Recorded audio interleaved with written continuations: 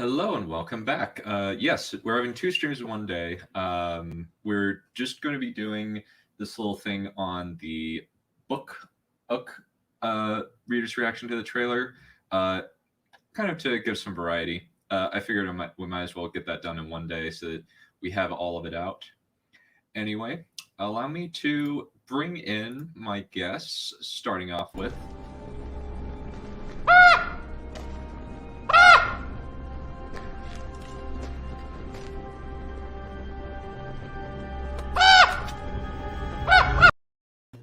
Hello. You wrote a book once, right? I did read a book once. I wrote a book once. Oh, not write a book yet. I'm working on that one. Well, I wish you good fortune. Thankfully, Dragon Blasters is out, so... Yes, I'm eagerly awaiting physical copy. Oh, God. No, just no. No, it's funny because you're Mormon. Yeah, it is very amusing because I'm a Mormon. We do love our multiple wives. Yeah. So we got a trailer to react to. It's going to be interesting, to say the least. 80% of it is original content. I'm sorry, how much? 80% of the trailer is original content. Why? You'll find out. Oh Lord, I have to add it, don't I? I'm not looking forward to this. Well, here we go. And next we have, for the first time on the show, Spaced Oyster. Welcome. Fuck. Hello. Yes, thank you for having me. And we have one other person. Please welcome Dollface. Think, Mark. Welcome to the cum zone. When Amazon made a good show. Yep. All right. So, for those of you who aren't aware, please tell the guests how you came to find out about Wheel of Time, how you got into the series, and what kind of your expectations for the show are, kind of going into it as a book reader rather than a person who is coming into this blind and unsullied. All right, I guess I'll go first. So I got into Wheel in Time because Dunn suggested it to me, which as later I found out I had another friend I've known for 5 years trying to force me to read the books, and I didn't even know about it.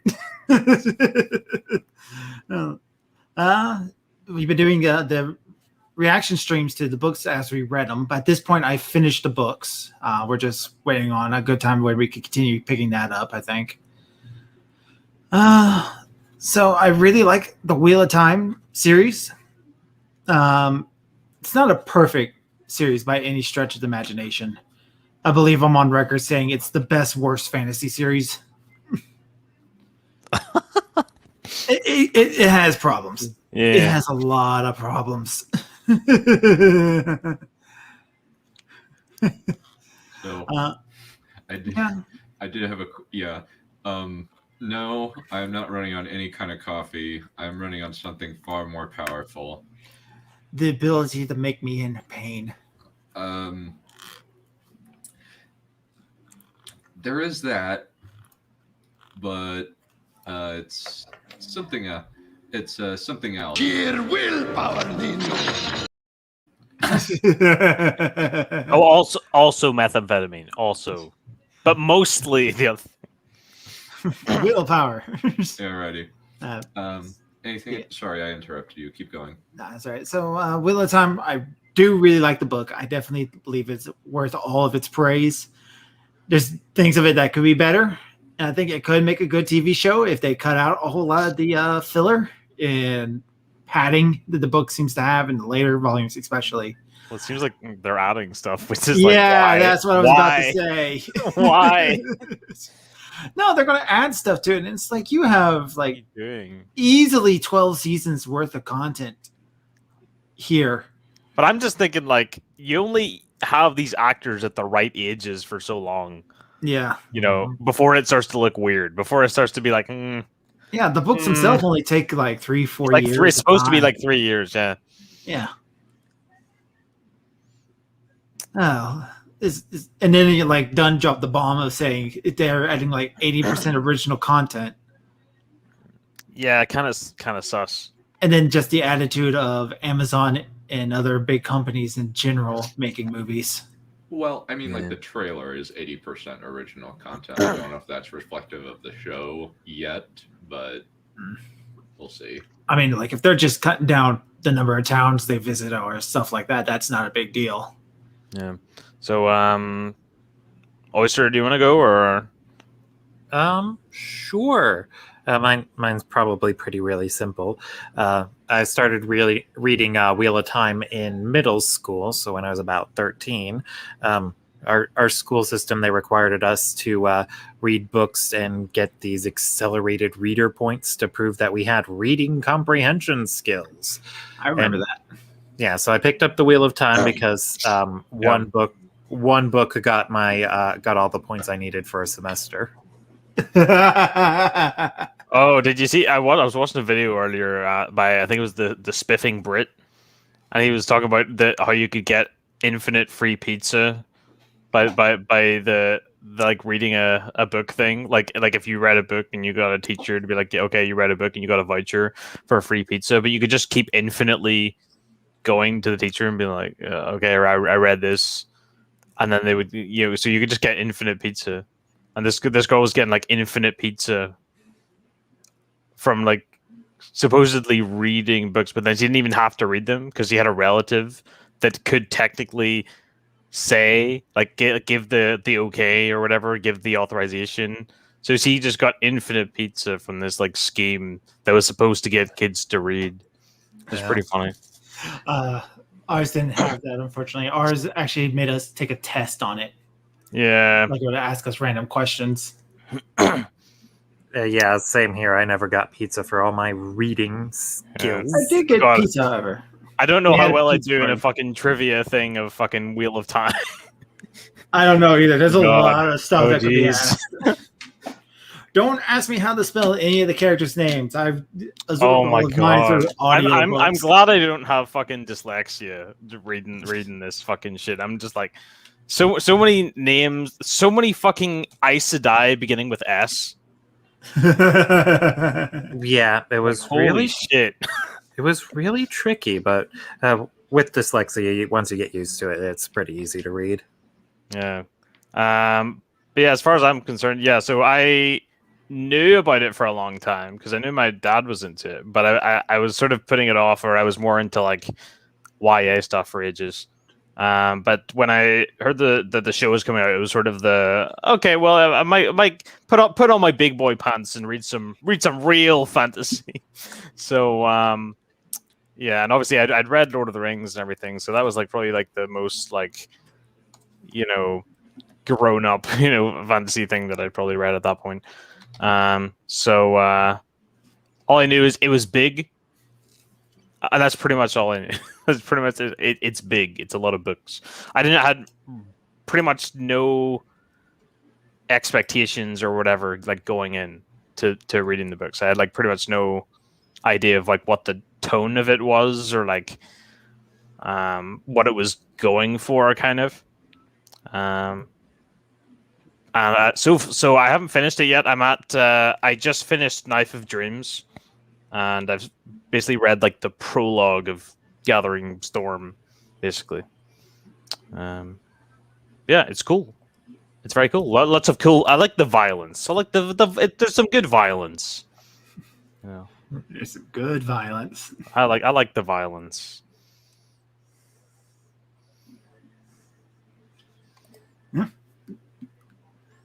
It is definitely a violent book. Yeah, it definitely ramps up though as the series like goes on.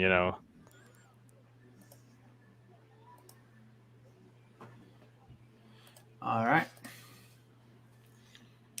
So, Don, tell us how you got into Wheel of Time.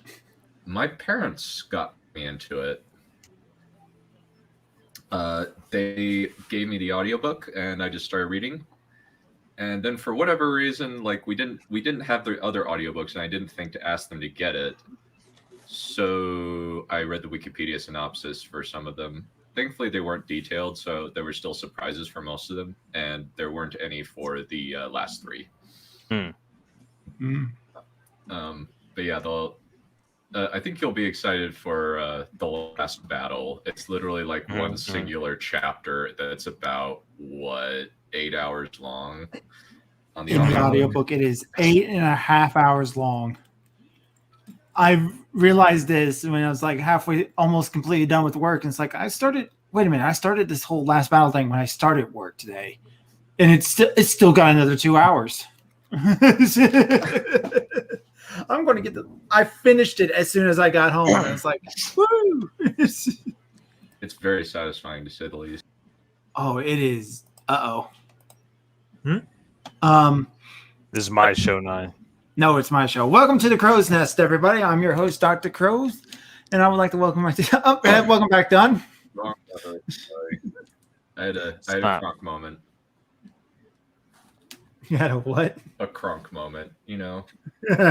Wrong lever. Pull the lever, crunk. Yeah. Run. Never. Alrighty. Well, and then I just read the books, and I really love them. It's my favorite fantasy series, and from there I got into Brandon Sanderson's Stormlight Archive, Mistborn, and a bunch of other things. Yeah. I think after I've finished it, I'm probably going to take a break from not reading, but I could probably read something else. I might read some classics, like some really like older stuff, just something completely different, I read something else once. I threatened my family. He said he would come and hurt them. Because currently they're with this. Definitely. Well, sometimes you got to do it to him, Mm-hmm. The wages of Very sin is real. death, Yeah. I don't We'll make get the right rules. on that. Yeah. Maybe one of these days me and Crow will chat about the Millennium. I'd be interested to hear his thoughts on that one.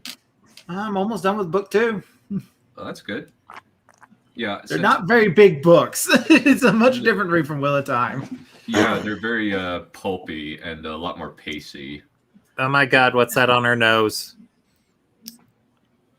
It looks like a I think wart. that's a wart. Gasp. That Well. is a very unfortunate blemish. Yeah. Well, alrighty. So for reference, that is the girl on the left is Egwene, and the Yeah. one on the right is Nynaeve. Yeah. You Is can that tell the same because she has the actors? braid. That's not the same actor they showed us when we first looked at this, is it? I think it is. think I think it's just a different weird makeup. angle. I think it's Oh, just it's just weird from this angle. All right. Alrighty.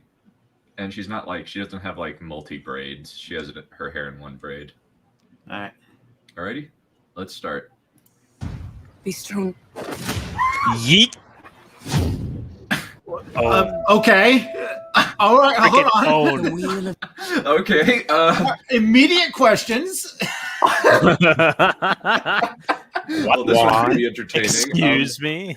I Yeah, mean, it's there just- are points in the book where the characters want to do that to each other, but right off the bat, The only time I ever remember anyone being pushed off a cliff into a thing like that was Rand telling a story about it happening as a kid, and I don't think think I'm they're- remembering that properly. Yeah, I think they're making up some shit about a fucking what do you call it? Like coming of age, Initiation like ceremony? or either maybe it's like a women's circle thing or something.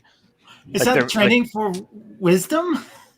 Something Maybe. like that. Typically, jumping off cliffs is a very unwise thing to do. I feel like they're Very just unwise. making up Or- some Another ritual poss- shit. Another possibility that I could think of was this is when they separate for what is it? The Really? Trolloc attack After- on Shadow Logoth, where That would make Nynaeve- sense. where Nynaeve pushes Egwene and comforts her a little bit because Madeline Madden has kind of a smile on her face, so she comforts her and then she pushes her off and then she tries to lead the Trollocs away.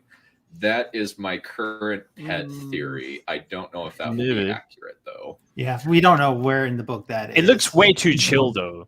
Yeah, It looks and- way. They don't look. It doesn't look urgent at all. It looks like really like Yeah, chill. Playful. And I Yeah. thought Nynaeve was like Yeah. completely separated from the rest of the group during that whole Shatterlogoth encounter. Like, Yeah, she got She completely doesn't- separated. Yeah, from she everyone doesn't else. meet them until like Barrelon. later in that book. Don't they? She Don't they doesn't meet meet. up in, Yeah, Barrelon. in Barrelon, right? Barrelon's Or- before or the- Shadow Logoth. No, Yeah. Barrelon's before. yeah, she doesn't meet up with Gwyn and the boys separate, again until. Was it only Camelin. Camelin? It's actually Camelin, Yeah, yeah, it's it's Camelin, that's It it, is yeah. Camelin. They actually meet up, right? Because she Uh-huh. meets up with Lan and Moraine. She meets up with Lan and Moraine almost immediately. They save Hard to Perrin and Egwene from the White Cloaks, and then they meet up with Rand and Matt in Kingland after they got separated from Tom. Yeah. Also, spoilers. Yes. Yes. Everybody here has read the book. Yeah, I specifically idea. put it in as book reader. If you should the spoiler condom is fully on this one. Yeah, you should have read the books by now. They've been out for 30 years. Wait a minute, no, if it's a condom, that means it's protection. It would be fully off. Yeah, spoiler condoms are off. Sorry. Okay, Alrighty. we're going in raw. Alrighty. But this looks like Emmons Fiat. This is clearly Emmons I Fiat. think. Like, Yeah, I think looks this is fine. one of. Is that the Wine Spring? Yeah, I think And that's is that Wine supposed to be? Spring, Yeah. Yeah, Yeah, it's I the think so. biggest. It's the biggest building in town, right? Yeah. Yeah. I'm conflicted on whether it should be bigger or smaller. Like It wasn't a very I'm not big sure. inn. I know It it's. was- I know, but it's like it seems like there's like 3 buildings total. Unless those are in the whole barns. thing. I of mean, some sort, yeah. maybe it's just a weird. Maybe it's just from this angle. It's all you can really see. They're They're kind of- also it's slate mostly roofs, like- not thatched. Yeah, they're supposed to be. Then again, thatched. that's a nitpick. I'm going to admit that well, one's a nitpick. but it makes the distinction when they actually get to a town. That's Yeah. true. Robert Jordan So- does not hesitate to mention the- what type the- of the roofs fact they that- have. That makes the distinction so that when they actually do go to a town, it's like, oh wow, look at these fancy, houses. You know what I mean? So I think it doesn't matter that much, but it's a little bit. Doesn't actually matter that much. I mean, it's It depends on how many. it is a nitpicks nitpick. It's a nitpick, but It can be a warning sign, though, because it could be a sign that they didn't do their research onto things. and stuff. I think they probably did, and they just went, that's just maybe it just They doesn't had a look good on whole camera, team of or like specialists Yeah, so they just on look the better. books, on like lore masters and stuff on the books, didn't they? And they Oh, didn't yeah, even yeah. get the roof right. But I'm thinking like it might just be like maybe they just think Slate just looks better, like it just looks better on screen, and they're Probably. just like, which is fine. and especially in terms of like catching the like lighting and everything like going off it might be easier to like render and stuff. Because Yeah, maybe. I don't think these are actual sets. Like, oh well, I think there's going to be like the actual set that they're actually when they're actually in. That's a set, but I don't think these are. I don't think they actually built these like all of these buildings. I Where think, was the filming at? I I think think some it's of it was in probably Prague. Wasn't some of it in Prague? I thought it was what I heard. Oh well, we're only 8 seconds in. We haven't even seen Rand yet, so Oh, don't worry. Rand will show up.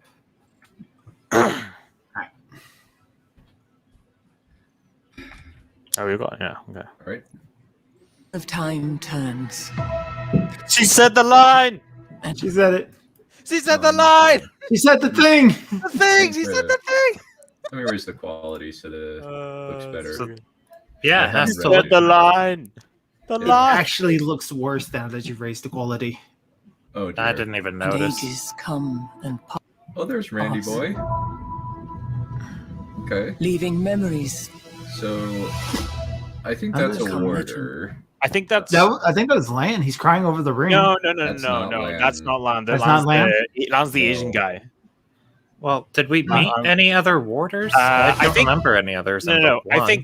I think they're taking events from New Spring and sprinkling them through, and I think this is Kareen Nagashi's warder. Oh, I haven't actually read New Spring. I started to, but then I lost interest on the first page. New Spring's kind of a weird one.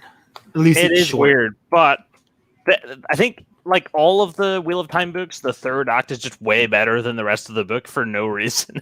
Like like literally every Wheel of Time book, the third act is ridiculously like the quality jump in the last like third of any Wheel of Time book is always like this part's way better, like way more like. And the second act is Exciting, always the yeah. weakest part. It's like Yeah. first act's really strong, second act's and then the third act. Yeah. At least it ends with a bang. Yeah, the third act is like, oh wow, oh damn, right. So what is this right in front of us? I don't know what this is, to be perfectly honest. Are we looking at Aes Sedai Egwene. training? Or We're looking this is Egwene? Yeah. Could be part of the because I think so. What's his name? Rafe. What's his name? Rick Jenkins. Yeah. So he said that there's going to be events from book. So there's events from book 1 that are not going to be in season 1, but there are also events in book 3 that are going to be in season 1. So it seems like it's not just like there's a bit of a shuffling of certain events. So it could be that this is part of the accepted test. This is the test from book 2 and 3. Right. Yeah. So Might I think also- I think they might just have it so that both Nynaeve and Egwene's accepted tests just happen at the same time. Yeah, I can understand that one. That's the time save. So, right there. so maybe they just do it. Even like one episode is just both accepted. yeah, and we're just switching between the two. Right. The other thing though is each of the colors is one of the Aja colors. Exactly. Yeah, we got green, yellow, red, blue. We got Brown. gray, brown, and white. Yeah. All against this pale blue white background. So yeah, It could also be that this is a dream that Egwene is one of Egwene's prophetic dreams. Oh, so yeah, so it's right. They're doing the Somewhat. dreamer stuff. we seem to have a heavy focus on Egwene the first 20 seconds. Yeah, It's you almost get- like they think do she's get- the main character. You do get Rand, Perrin, and Matt right here. And he- Yeah, but with his those are dice- three main with his dice. characters right there. Yeah. Oh my I do gosh, wanna I Rand, think he was. Wang- I think he was throwing dice there. I think Yeah. Matt was throwing dice. I do yeah, want to the say first the shot. actors they got first for the shot. three of them. Yeah, the first shot you see of him, and he's got his dice there. Excellent. That's good. How are That's they what we going to want. do? How are they going to do the dice in the head thing? Honestly, I would just Or write it out. I think they might do like a musical cue thing where it's like he gets this sense, and they'll just be like a little like drum fill kind of Let's thing. say It's like, a sound of rolling represents dice or this kind of thing. something. Or like Yeah. a cut to like somebody throwing a couple of dice down on the table or something. Yeah, but I doesn't think he that there's definitely ways to show it. but doesn't he have that sensation last for like sometimes an entire book or two? Yes, the It sensation doesn't have to be all the lasts time, but I think that days. it's going to be kind of a spidey sense type of thing. You know what I mean? It's going to be something like you can tell that he's anticipating that something's going to happen, and there'll be some musical cue that will be like, oh, he's a experiencing slowdown thing. of things around him. Yeah, It's yeah, like yeah. You have the sound of clattering dice in the background somewhere. Yeah. Yeah. Mm. Also, I didn't get a good look at him, but Rand is a twink. They made Rand a twink. I mean, he literally the actor plays a gay person in some other thing, and I can't remember what the context is. He doesn't look like a farmer, no. He doesn't look like a guy who's worked on on a farm his whole life. You know. At least they didn't make him black. That Yeah, that would another make literally redhead no lost his. Yeah, that's the one thing where it's like, no, he has to be. He has to be a Ginger. tall That's- redhead. Like Yeah. they cannot change that. You can't. No, It's not even just an aesthetic thing. It literally wouldn't make sense. It's plot You know. relevant. Yeah. Mm. Yeah. All right. Anyway, should we figure out what's going on with the makeup water? yeah, let's just Yeah. keep watching. We still got 2 minutes. We're not Could even become halfway. legendary. Yeah.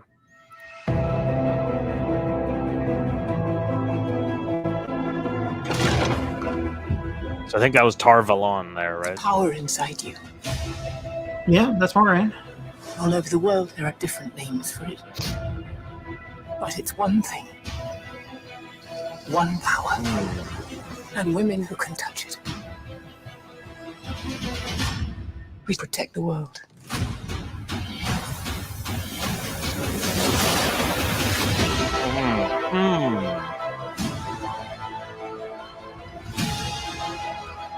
what happens Tiger. That shot. Tiger. Tiger Logan. Tiger. on angry face. The heart break. Ah, that's Is different. Is that from Shinar? Is that the Shinar Baths, maybe? Either that or like they're deciding to make Egwene and Rand a couple. I don't Well, like they that. thought those two thought they were close or were in a Yeah. relationship, but I don't think they ever slept together. Rand stayed a No. virgin till book It's 5. it's very significant when he does sleep with someone, and the fact that it isn't. What was it that Blue said? Have you ever gotten so embarrassed you just nope to a different continent or something like that? Yeah. Are they going to do the Game of Thrones treatment like they're trying to do with Lord of the Rings? That's another thing that's got me worried. Oh, like just sex. Oh, just You know. gratuitous violence and sex, because there's violence in I'm real time more- all over the place. I feel like it's not. If you make it about the sex, I'll be annoyed because I'll just be annoyed of like, why? Does it have to be? You know, because it's not like about. It's not about that. It's not about that. Come on, man.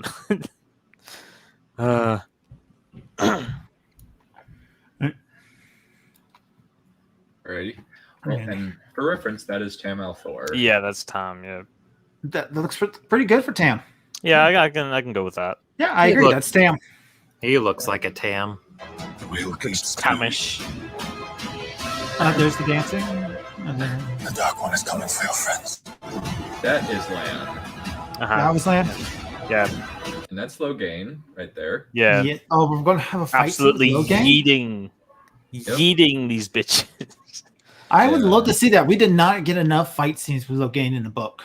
Yeah. So here's the interesting thing is we see Lan in this scene as well. Yeah. And there's Nynaeve in that scene. Is that the same scene though? I think that it is. They're similar. It was the same backdrop at the very least. That doesn't mean they'll go in and change it. I mean, could that have been? Is it possible that it's splicing scenes that are actually from New Spring with scenes that are current time? Do you know what I mean? Like I feel like it could be some of those shots of him fighting could be from like the Aiel War or some shit. You know, like that is possible, but those do not look like Aiel. They look like kind of a Yeah. false dragon. oh yeah, I guess yeah, but Wait, they're called Aiel? I always called them Ale. no, Robert that's Jordan didn't ale. care, Ale, so ale is what you he drink. shouldn't. To be fair, you could probably drink one of them if you're determined enough. I'm sure that it's not going to end well for you. Yeah, Hey, they will probably- maybe they're into it. You know. Yeah, Well- probably. I know they'd try. If you did do that, they'd probably try to choke you from the inside.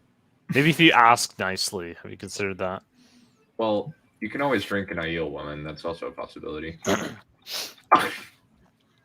Oh my lord. Alright. So The age rate of this podcast went down by about 20 years. You're welcome. alright. Ready? Let's go with the next All thing. Anything that matters is what you do.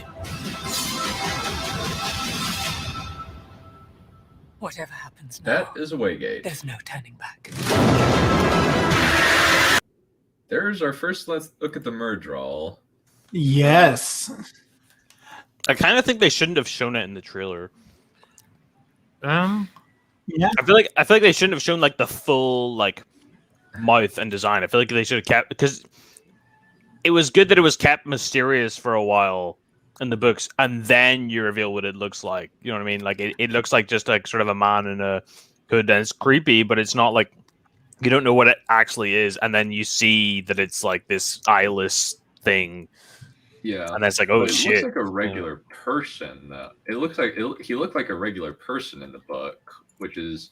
but I'm they I'm transitioned happy to with make it this terrible. though. I mean, I'm you know. The thing that The reminds important me- thing is it's this eyeless like thing, and that's Yeah, the like eyeless that's the important white aspect of it. You know? bleach thing. with I the like cloak that I doesn't like move this in it. design. You know, I The I thing actually like it. Yeah. Yeah, the thing with this is it's very much it kind of reminds me of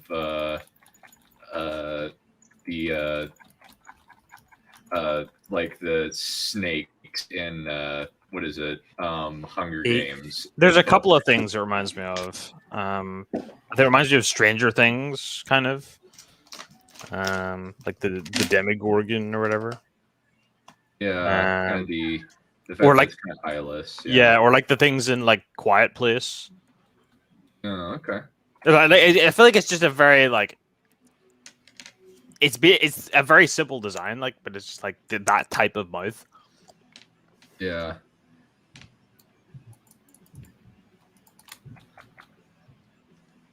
Yeah, I definitely think that that's going to be a very it's a very creepy design. I do like kind of the multiple layers of teeth. I think that's really nice and creepy. Yeah, the multiple layers of backward facing teeth.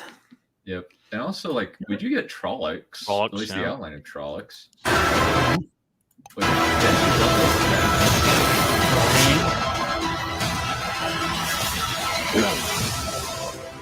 So that's obviously Winter's Night. Uh-huh. Yeah. Yeah, Maureen and Land had to clean up a lot of it. Yeah. Master Land was a whirlwind with that sword. Or it was kind of the description that we had, which I'm actually cool with Winter Night being shown. I think that's actually a very good choice. It could also be that like they decided to not have the whole thing where Rand and Tam go back to the farmhouse and basically just decide to just to come back. Yeah, that would make sense to cut that for time. Are they gonna cut the weird like talking Trolloc? I think they should. I feel like you don't really need that, to be honest. It's the only time we ever have a Trolloc talk in the whole book series. It's so out of place. Very It's so out of weird. place. There's a hint that the Trollocs have some sort of culture, but they never really go anywhere with it. Yeah. It's basically just they're disgusting evil monsters that don't have any redeeming qualities. Yeah. Exactly. And that's apparently racist. Probably.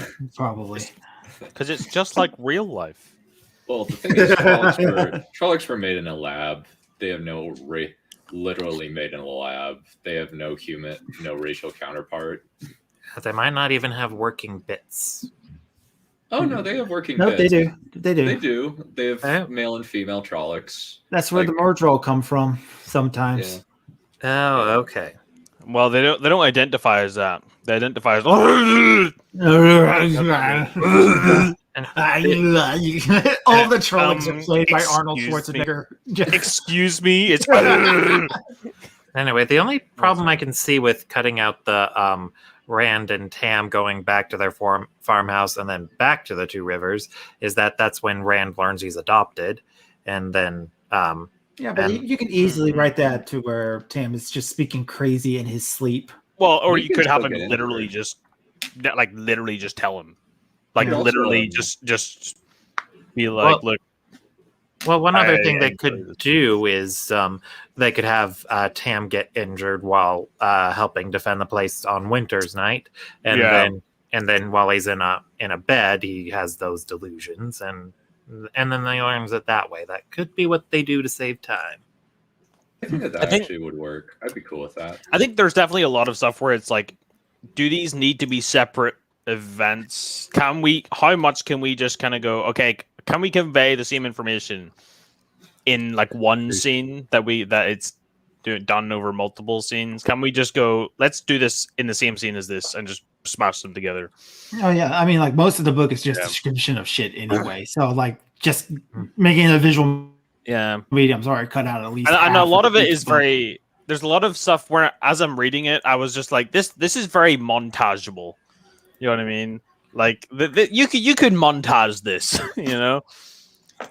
Time for a montage. Montage. Yeah, I'm Editing together all the things that would waste your time. I'm definitely. Yeah. If I do watch this, I'm definitely gonna have to fight that knee-jerk reaction of oh my god, they changed it. It's terrible. Yeah. It depends on what they changed. Exactly, but I think earlier we were complaining about the roofs not being thatched. That's not a huge thing. Yeah. That is like. Right, but that's going to be my knee-jerk reaction every time I spot something that isn't in the book. It's like, oh my gosh, that's different. Bad! Even though it probably that isn't necessarily going to be the case. I don't mind it being having a heavy focus on marine and land because I think it should. At least I don't like the costume for Swan Sonsei. I don't fucking like it. Let's take a couple of stills. I'm not a fan. Yeah, let's start with this still of Tarvalin, could we? Well, yeah. Yeah. We go to the actual the Tarvalin. Yeah, there you go. Yeah, Yeah. it's pretty definitely cool. not how Pretty cool. I kind of imagine it more flat. Yeah, I did too. Not so much domed. Yeah, well, it does talk about The like city is stones. flat, but I do like that there's like a lot of nature all over the place. Which yeah. kind of illustrates But the I think Ogier touch. It looks like they're keeping the shape of the island as God and nature intended. Yeah, and we also got Dragon Mount in the back. Yeah, yes, they got that right. yeah. I think he should be bigger. I'm going to be honest. Taller. I think, yeah. Although it says like it's kind of weird though because it's like it should definitely be tall, but I mean that is tall for like their standards, you know, compared to if you're like land or whatever. If you're like a person who only knows this, that's still the biggest like structure that anyone in that world has probably ever seen. So it's like, yeah, fair enough. That's really interesting. Oh yes, the trailer being trained for wisdom has to involve potential suicide options. I just don't think that's a great idea. It doesn't seem like a very wise thing to do, is to push somebody off a cliff. I feel like it's adding culture where we didn't need to add any more culture. Like we already, like it's just unnecessary. There's so much like world building. Why are you adding more? Like why are you just adding extra world building on top of world building the series? and they seemed very playful in that first shot we saw in the trailer. I don't believe that was an urgent. Like Nynaeve took that stuff very seriously, and Egwene did too. Yeah, although that other comment, Stefan Willis said that they're not going to Camelin in this season, and they all end up in Mirandi or something. Where was Mirandi again? Mirandi is like, south. You know where the Nine Horse Hitch is in book 5? That's where Mirandi is. It's in between Altara and Andor. Oh, okay. So how? Because if they don't go to Camelin, they don't meet Loyal, and if they don't meet Loyal, they don't go into the Way Gates. Yeah. So where's Loyal? There's also maybe Loyal's somewhere else. Also, hold on. Another detail I've noticed. Why does Perrin have 2 axes? I don't think that's not Perrin. That's not Perrin. That's a warder. That's all right. Yeah, I'm pretty sure. Yeah, I don't think this. I think so. For this guy. Oh yeah, that's Perrin. That's Perrin, right? Yeah. I saw the moon-shaped blades, and it's like, oh, is that Perrin? So can we get the shot? One at a time, please. One at a time. Can we get the shot where it's like following the trajectory of like the arrow, like it's like the arrow's perspective, like coming at them. Oh yeah, I do. Like where you see like all of them, like where it's like basically like above. Yeah, where they're stopping arrows. Do you know what I mean? Yeah. So, but also for reference, this is Alana Mosfani. Yeah, that's Alana, and then that's Ivan, isn't it? Yeah, Ivan. Yeah, Ivan. Yeah. Yeah, I do think actually I like how the magic looks. They seem to have it down in the looks department pretty well. Yeah. Although my only issue is that like Lan and Nynaeve are right there. Yeah. Okay. So. Which indicates to me that they're going to be in the middle of the fight with Loghain. I wonder if they're making like a standardized like warder, like almost uniform. Like I wonder if they're making like a this is kind of what warders wear, and this is like how you identify that someone's a warder. Well, that's what they had the cloaks for. Yeah, but they're not doing that. They're not doing the warder cloaks. Why? Because they're not going to really do them. I don't think you can really do them. You just put a green screen on them. You have them walking around wearing green screens. How do they do that when they have the fucking green Aja people in the same shot? You're Yeah. making a different shade of green. Yeah. But It's cool, but I don't think that you can really do a warder cloak. it's a bit awkward. I think it would just be annoying. I think they're just like, it's just annoying. It's not really that important. Well, In all honesty. well, I'll something be that honest, really the warder cloaks almost do nothing. They almost do nothing. the warder nothing in the cloaks whole basically mark them out as a warder while they have them on, so they're going Yeah. to need something else that signifies this is a warder. Yeah. And Why not just give them a cloak of many colors then? well, because Yeah, then they'd be bards. The And also other that was- thing, Right, Also that'd be that- Gleeman. Never mind. the other thing that's kind of weird, is how the rings are different. Like they made the rings so that it has like a gem signifying the Aja. So it's not just a snake. It's like a snake eating its own tail, but it also has like a gem in it. So if you look at Moraines, it has like a blue gem of some kind or like stone.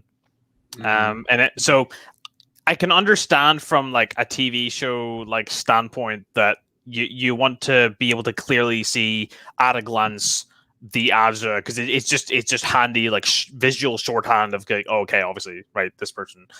But in the books, there's It's very simple. there's times in the books where it's that they're an Aes Sedai, but you don't know the Aja. Yeah, You know what I mean? part of that. Because you can see they have the ring, but it doesn't tell you what. But the way they've done it here, you would always know what Aja they are, unless they happen to have a ring of a different Aja on them. Not to mention they give those rings to Accepted, and the girls pass themselves off as Sedai. Am I pronouncing that Right. Aes Sedai. I said, yeah. So if they're supposed to have the ring signifying or a gem in there signifying their Aja, Right, then so- the girls wouldn't be able to get away with that. Yeah, how could they have a ring that inherently has an Aja in it if they're only accepted? Like then they're by definition they haven't chosen an Aja yet, unless they use something else to signify accepted. Probably, but they need We'll to be see. able to We'll see what pass happens. as Yes, Sedai. yeah. Also, Um, I forget how I came to that conclusion, but I think I remember one point at reading it. I thought that the Aes Sedai reminded me a lot of Jedi Knights, but I don't remember how I don't remember how I came to that. I think they're semi-celibate. I mean, that kind of just remind me of just like nuns, essentially. I mean, it is basically a monastery. I mean, even the shape of it, like a big, massive tower, is basically like a monastery. Do you know what I mean? Like and also that was the other thing because I was going to say about what they have Swan wearing here, and it's so like subtle the like Aja color thing that they have. Yeah, Like, you can barely tell that it has the colors. All right, stop here on this picture. right there. Look, it's Yeah, right so like light. Yeah, it's almost white. I actually thought it was white. I didn't even notice Yeah, it's supposed But to be it has the soft. colors, right? That's supposed to be the stole, right? The Amaryllis The stole. stole. But the stole is supposed to be like, because especially, well, at least this is when I think of a stole, I'm thinking of like a bishop or a pope or something. Like if you look at the sort of long, piece of material that if you see like a bishop or a priest or a pope kind of wear, that's what a stole is, right? So it was, and it makes sense because it's the head of basically a religious order, and even the position of the Amerland in terms of authority is equivalent to the Pope.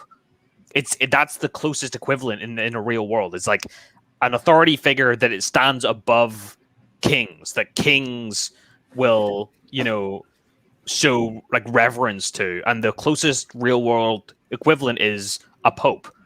Which is basically what the Amerlin is. So it should be like a religious looking thing, but they made it into I've all of this embroidery and shit, especially Swan with all this like she doesn't like embroidery. She's all like fisherman's daughter through and through and all that shit. I don't think she would have been able to afford tattoos, or maybe tattoos were important, but that it's why not does the she have important thing. tattoos? Why does she have fucking tattoos? Also- That's the sea folks thing. Also, I find it weird that they'd let this the Amerlin stole get so faded. Like, you think you'd want each color to be very distinct. Very vibrant, yeah. I didn't I even don't notice know. that was supposed to be that. I know that's soul. what exactly. That's it should just I don't know why they did this because like literally the fact that people here like going, oh, I thought it was white. Like that's not good. Like it's not even about how like visually appealing it looks. It should communicate clearly what it is, and that's the problem. It's important that it's clear. It communicates the message, not that it necessarily looks good. It also looks like she's wearing a crown of some sort. Yeah. I think it's more like a hairnet. It looks like kind of a jeweled hairnet. Oh, okay. Yeah. Can we go back to like seeing the rest of the council? It That was the right before circle. this. Yeah, right there. Right there. The circle. Yeah. Mm-hmm. The green is kind of odd. Like I'm not sure what I think about like the Green Aja's outfit, like in the far right corner. It looks brownish. No, I think that's gray, is it? Or hang on. All right, I thought- so we got I think yellow, gray is white. All right, so I think it goes from the throne in front of us: red, then gray, then yellow, blue, white, brown, and then green. green. Finally green. Those are so those are supposed to be Yeah, the green. the green is That's- not as yeah, vibrant as we seem to. It doesn't look like green for me. It's weird shadowing of the. Although shot itself. the other weird thing is, I suppose, like in the books, it like they're obviously just doing this for the sake of like visuals, but in the books, it like you don't necessarily always wear your color of your Aja all the time. You know. No. Yeah, but this would be an important thing because they're in their important politics. Yeah, place. because they are like sitters and stuff, and I I expect the It, red. it also Aja- helps red Aja is signify kind to of the fine. audience which Aja is which. in this Yeah, case. I do understand that. So We do get Leandrin. is that definitely Leandra then? Yeah, that's definitely Leandrin. Yeah. Yeah, that's the Like, here's a armament bit better seat, shot yeah. right here. Oh, Oh. she does look Bach Pfeifengeisch. Yeah, Good maybe job. I can buy that. Yeah, that's a Buy bitch. that. Which is kind of funny Yeah. because she's actually she played the lady who was getting bullied by Dolores Umbridge in Harry Potter 7. Yeah, she plays Miss what's her name? Thule? Cattermole. Dally? Really? Miss Trelawney? Really? Cattermole. Caramel. Where am I getting that name from then? Just- That's I think well, different no, Gardner. that is not Emma Thompson. I don't think No, the no. show is big enough for Emma Thompson. Trelawney was the divination teacher. Yeah, in yeah. book 3. Yeah. Yeah. I'm not I'm so pretty- sure about the style of the clothing here, though. It's a little bit. Well, I could Yeah. imagine the Red Aja want to wear something practical because they see themselves as going out to specialize in taking out men who can channel, so they probably want to be. And you- I just feel like they should leave a little bit of the sort of Asian aesthetic for some of the other cultures, like the Shan Chan and stuff. You know, I feel like they're kind of veering on being on their sort of territory in terms of I look, thought in that- terms of aesthetics. You know what I mean? Like I feel like thought Speaking the of which, what if they like take the total opposite effect and make them the Shan Chan go almost medieval knight? Because we don't see almost any of that. I'm Like, wondering what the accent they're going to do for the Shan Chan is, because I think it's supposed to be like Texas. It's supposed to be like a Texan accent. Yeah. I mean, Yeah. aren't the Shanshan from where North America would be if Yeah, they're from like across the ocean, right to the west.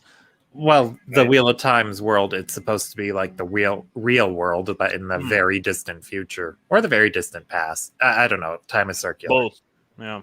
It is the distant future because there is a what is it, a when those cars show up in the museum, the Yeah, Mazda. Mercedes, the emblem for a Mercedes show up in a museum in the books. Nani says it gives off an aura of self pride and stuff. It's just like Oh my gosh. Yeah, pillow friends. Yeah, I didn't realize pillow friends mean they were banging when I first read it. It's like, okay, Yes, I know they're fucking. They're fucking. Oh, yeah, yeah, I didn't. yeah. I didn't pick up on that one. Yeah. Oh, Yeah, I didn't. Bishunk makes a good suggestion. Make it German. I'll totally be down with that. Huh. I want to see So- them with the fucking Texan accents though. That'd be hilarious. So that's supposed to be a way gate? Where's Yeah, the that's supposed door? to be the wait gate. Yeah, Where's the door you're supposed to pull a The- leaf out The of? leaf, yeah. Yeah, where's the door? So You'll get So, your way I mean- gate when you fix the damn door. So I guess like in the very back that's loyal. He doesn't look big though. Where he's also at a distance. Maybe so- he's yeah. really far away. Like maybe he's, he's, like, really- way he's on farther a away. hill on the other side of this hill. Yeah. Though, Oil, One Oil's thing probably I going to be a am- tough character for them to do. I feel like they're I gonna mean, you see try what to they did with the avoid having Giants too many in scenes. Game of Thrones. yeah. I Do think what they're they gonna did with probably, Hagrid. yeah, they're gonna avoid having too many scenes with Loyal necessary. Just Yeah, This film probably is gonna be expensive. film with him on a raised platform. The camera angles looking up at him. That's Mhm. how you make something look big. Yeah, they did it with the Lord of the Rings, so You do what you do with classic Godzilla movies. You just film upward and slow. Yeah. The Makes one him look- thing I am interested to kind of figure out, okay, what are Lan and Nynaeve doing on this battlefield right here? So clearly, when everyone got separated, Maureen and Lan and Nynaeve thought it would be a good idea to forget about the boys entirely and go take down Logain. no, I think Obviously. they just meet up with the Aes Sedai that have captured Logain, or the Aes Sedai capture Logain. Logain breaks out. Those Aes Sedai are then searching for Logain, and then they're also heading towards like Camelin, basically. So then they're like, "Oh, okay. So we'll keep coming with you then," and then they help recapture Logain, and then that will set them up to meet up again at Camelin, like basically something like that. Yeah, that makes sense. And I'm interested to see like what they're running away from, but it looks like Lan in this shot, since we have Daniel Henney. Okay, a little bit earlier, but we have Daniel Henney like in this like very quick blink and you miss it shot. He's fighting with this guy. And he's punching someone while holding a sword. Efficiency. Yeah. It looks like he's like it's just very blurred, but it almost looks like he's holding it by the blade. I hope that's not true. Hmm. I don't know. So That's a funny screenshot. that Yeah. would be a nice screenshot. But this is supposed to be Logain. And apparently, Yeah. like it's interesting that like he looks like it looks like there's some weird like stuff going on with his face where he looks think- like he's yeah. tainted. Yeah. I Yeah, I wonder think if that's they'll like get rid of tainted. time and just have Logain. No, I hope not, because that Taim doesn't really make whole thing- sense. Yeah, Yeah, the so whole that thing with makes Taim sense. is what redeems Logain in the end. Also, like another thing about it is Taim and Logain fill very, very different functions. Oh yeah, Yeah, You you can't can't. merge You can't them. do that. You can't really like if you were to merge them, that would be really, really dumb. Do you think they're Especially gonna? considering what happens. Do you think they're gonna do? Like this is like way later on, but do you think they're gonna do like the characters that are resurrected in like reincarnated in different bodies by the Dark One? Do you think they're gonna do all of that, I don't think they will. or do you think they'll just not do that at all? Like, Well, they'll I just think be that would be really confusing. Well- It would be very confusing, but also it would feel like death is a revolving door. Well, that is kind of the thing for the bad guys. And Aaron Gar, he got reincarnated in a woman's body, and yeah, you kind of need that one. I feel like that one's important. he, I feel like he that had a one's more very important. big. Yeah, he had a very big Aguinor. impact. Aguinor, just leave him out of it. He comes back and he gets offed by just a minimal. Not even a good guy. Yeah, but he did. To be fair, he was pretending to be one of Rand's bodyguards for a bit. So Oh Yeah. yeah. So when Rand's Deshiva. poor Deshiva. decision making rubbed off on him. mhm. I approach in a way I think is stealthy. Oh my gosh, I'm actually going to be able to do this. Also, I think it's- yeah, even with particularly- the resurrection, oh, go for it. No, even with the resurrection, there's still balefire. That's still like that's still that's never, as far as I know, that's never like Yeah, if That, you, get, that is the end. Like there is no coming back from Balefire. if you kill someone with Balefire, they get exiled instead of going to the graveyard. What if you Balefire the person who Balefired someone? What happens then? Oh my god, nah. Oh, that's time travel. I don't think it brings the weave back because the idea of the Balefire takes it out. So even if you Balefire, But it will make it as if they never Balefired. Yeah, but does that actually repair a weave? But the person that they Balefired will never have been Balefired because you Balefired them, and that retroactively removes them, which retroactively means that they didn't do the Balefire, which then Wait, isn't that what happened at the end of book 5 anyway? he does it to fucking yeah. I mean, he brings back Kills Robbie, what's it called? He kills Rahadin by Balefire, but he didn't kill anybody else via Balefire. Yeah, but what's the, Asmodean? Oh, Asmodean, that's what right. I'm talking about. Yeah. Oh But- yeah, never mind. I forgot that Ravine didn't kill them with Balefire. That was just a trap. Exactly. So I'm just like, could you do that? I suppose the other question is like, my like theory is, oh, okay, so he's gonna kill the Dark One with Balefire to such an extent that it undoes all of time, like, so everything that the Dark One has ever done, that's evil, will just be undone by like this super mega Balefire that's like all of. Yeah, that's where I thought it was going to go too. But it didn't. I was just like, that would be. I was like, that would be kind of funny, but it would also be the stupidest thing ever. It would explain why the Dark One was afraid of it. But it would also be kind of funny. Like I would be kind of like, this is the dumbest shit. But yeah. But it's like King Crimson. But I do like how I guess like Logain looks. Like there's actually been some promotional image. Let me actually pull up the main promo image. Gain promo image.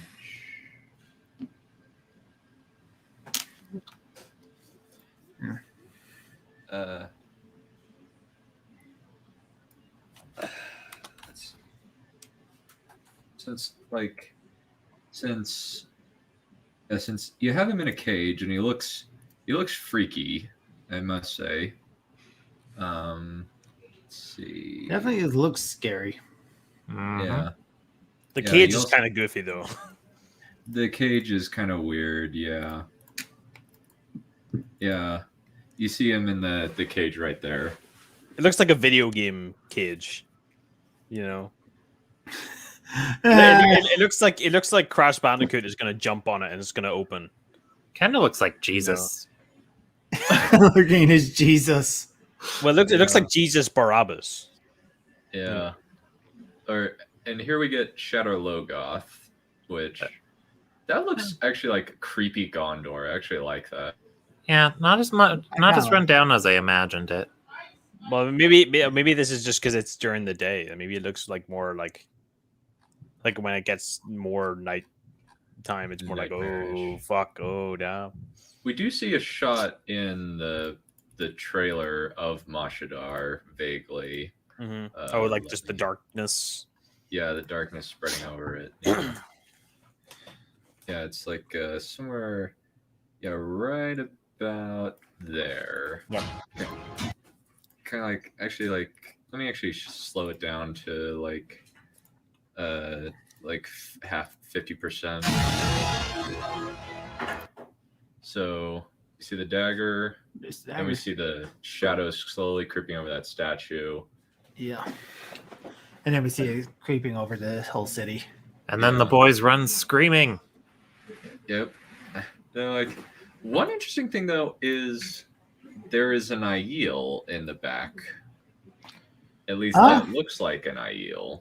That's the only. Yeah, I don't know thing what can the think fucking of. context of this is. I hope this. He's wearing a cotton sore. So Yeah, well, if that's supposed to be Gaul, then they got the wrong Two Rivers boy there because Perrin met Gaul first. Maybe they're just not doing goal. There's also the thing is. I hope they bring Gull in. He was awesome. I know, but it's There's like, also an element of that guy is dead. Oh yeah, that guy's very dead. Yeah, I think he got the point. I think he got the point. But it would be weird if they're showing Aiel already, because a big thing was they didn't start showing up in the Book 3. wetlands. I think he said that they wanted to start like showing Aiel stuff earlier. Ugh. Unless Earlier they're doing, like they said, they're stuff from New Spring, which they're in that one. Because Yeah, that's when probably. Blood Snow Yeah. happens. Yeah. Okay, well, I wouldn't know about. I don't know what possible context this could be in, like that an Aiel would be in a cage. Warning. Space Oyster, real quick. New Spring is how Moraine found out the dragon had been reborn, how she met Lan. So it takes place right at the last battle of the Aiel Wars. It's so when Aiel start pulling out. Oh, okay. Yeah, Because that's like when Rand is born. Yeah, and Maureen and Suyan were apprentices in the room when the prophecy happened, and they weren't targeted because they were apprentices. Yeah.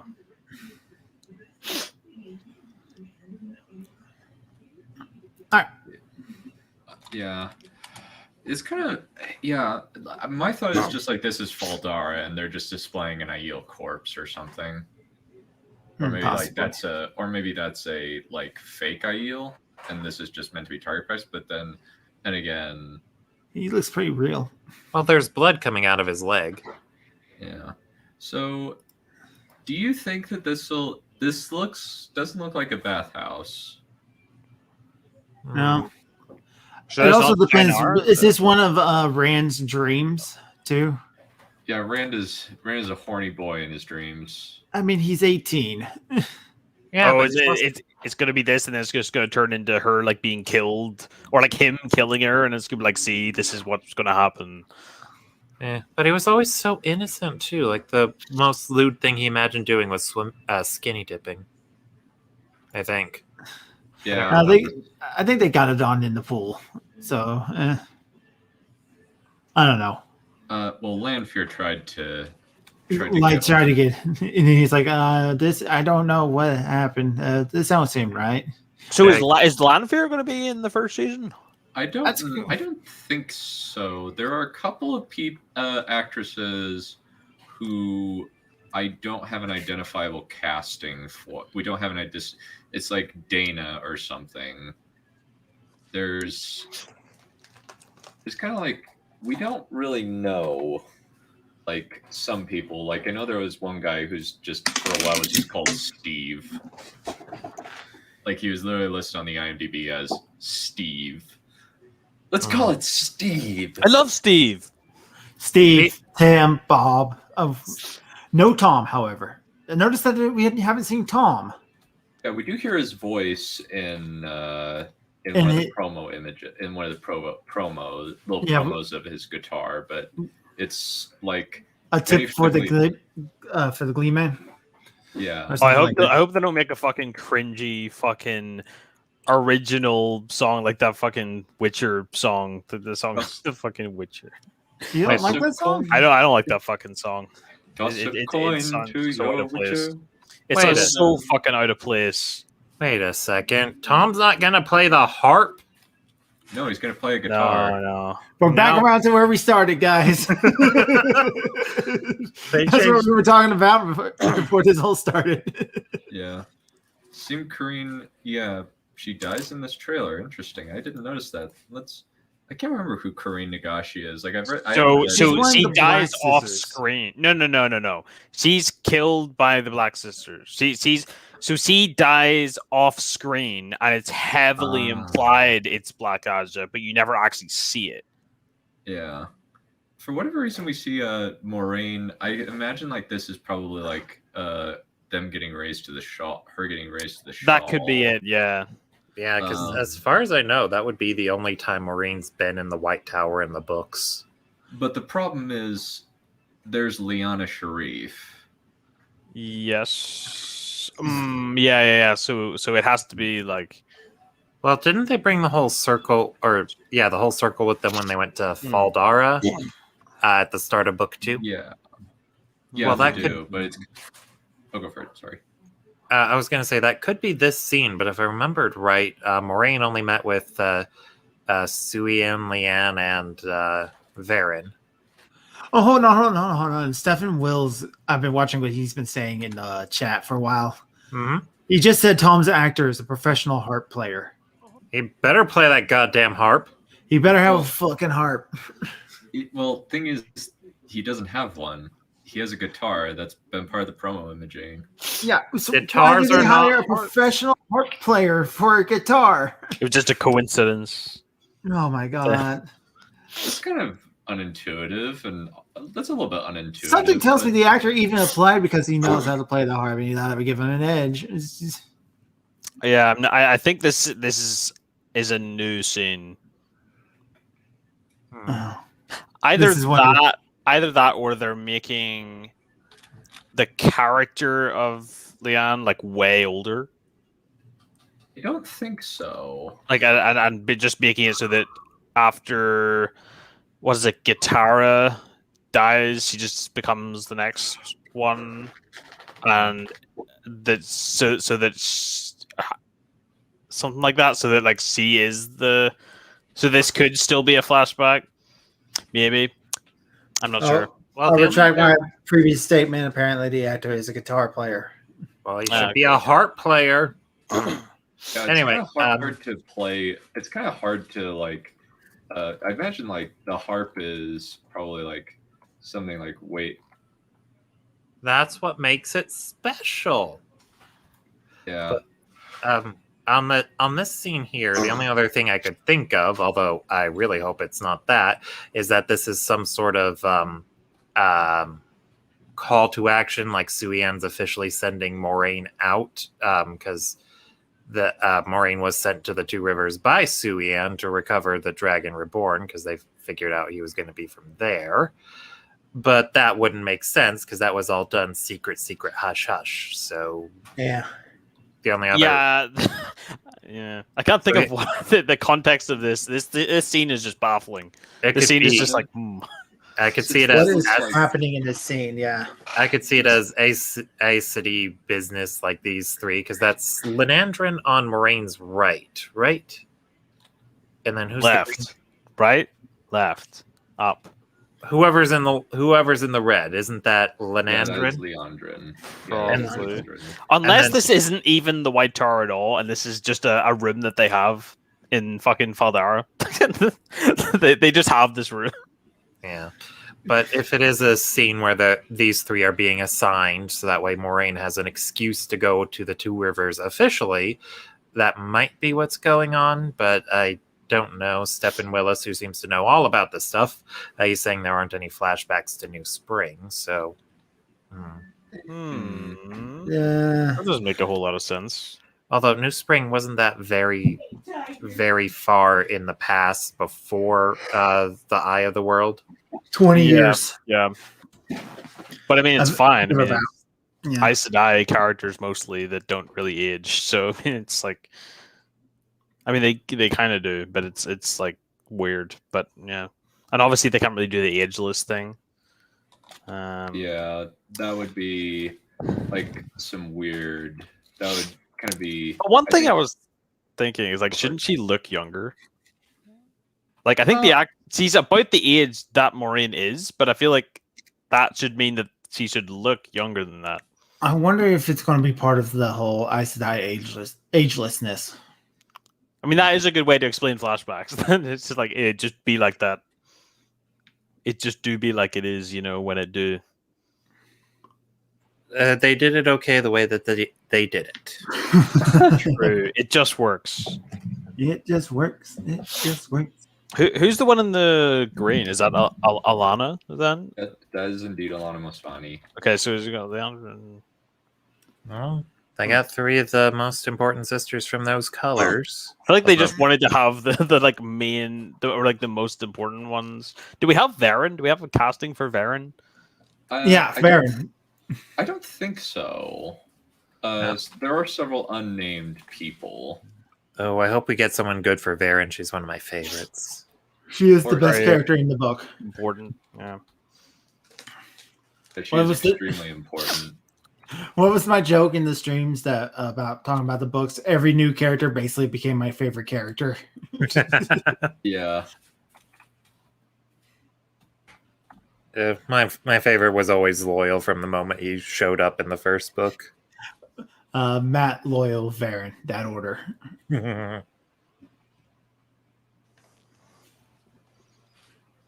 All I right, would well, agree. what else do I- we have to overanalyze and probably be I totally like wrong? I on? like Hopper. like Hopper. At least I think fucking Hopper. Yeah, I think Hopper shows up very briefly, but this kind of the one that's confusing to me mainly is this scene right here. Since Yeah. we have Lan and Nynaeve next to Alana Mosfani and her two warders and a bunch of other Aes Sedai. Yeah. That indicates to me that they get involved in the fight in Gildon with Logain. Yeah. And I don't see Maureen in this shot. I could be blind though. The CGI in this scene, because we got the arrows here, they're clearly CGI. It's a little Well, I'm of gonna course, be honest. well, of course, the arrows are CGI. You don't want to shoot arrows at real people. Unless literally Well, you're Game you of don't Thrones. want to shoot arrows at real. Unless you're filming Game of Thrones, right? In which case, they actually did shoot arrows at Kit Harington. Oh boy. Oh my god. I kid you not. That they wasn't were anything to do with the filming. They just hit him. I mean, That was I the know first scene. They're just like, I fucking hate Kid Harrington. and I know they actually threw that knife at Aragorn in the Fellowship of the Ring. Yeah, but that was an accident. That was an accident. And he managed to hit it, and everybody was like, "That was fucking cool. Let's get added into the movie." Yeah, because that was awesome. Yeah. And he managed to hit it. Is the best part. It's like, well, kind of the funny thing is, it was supposed to be a prop knife, but they actually threw a real metal knife at him. That's why his face contorts like that into that oh shit moment.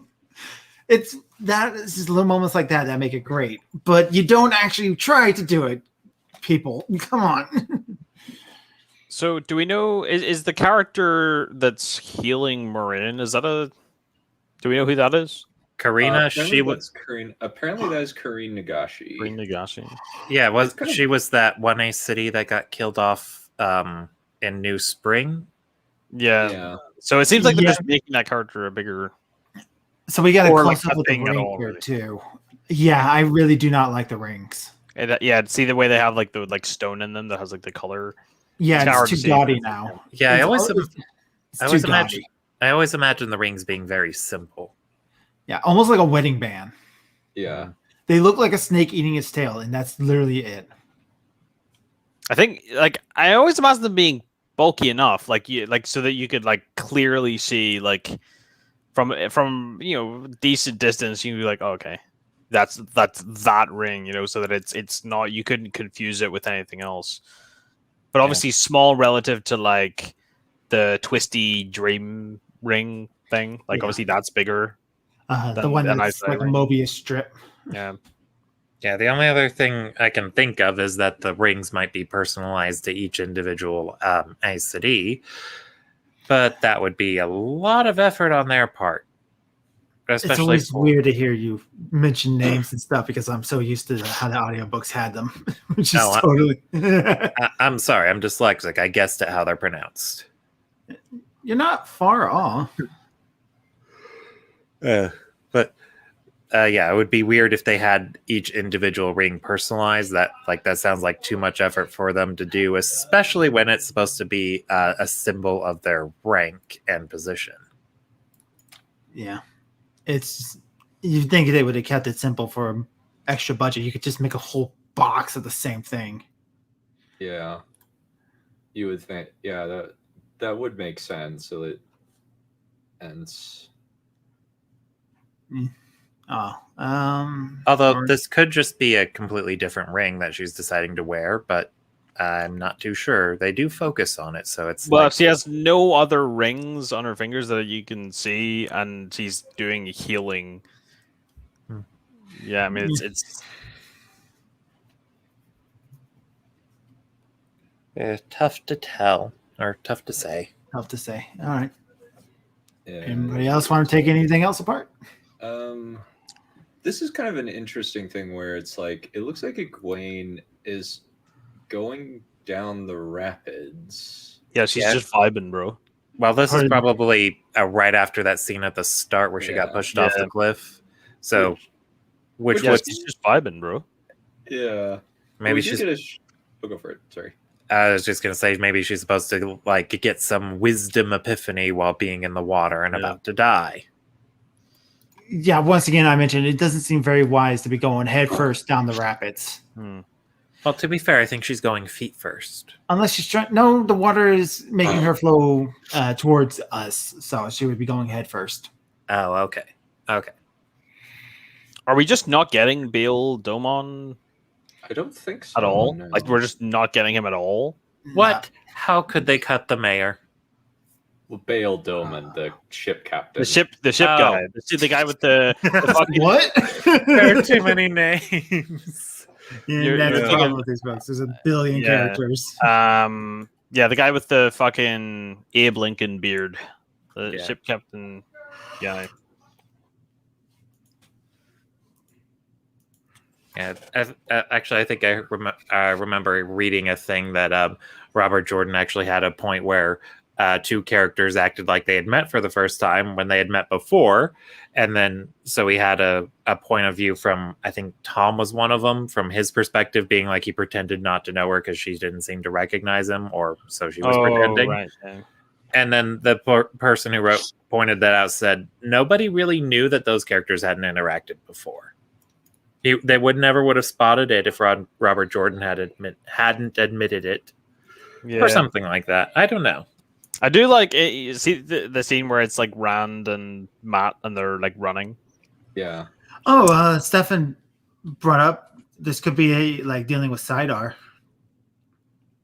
Oh, okay. because the river in the bank. Okay, yeah. Be a leaf in the stream.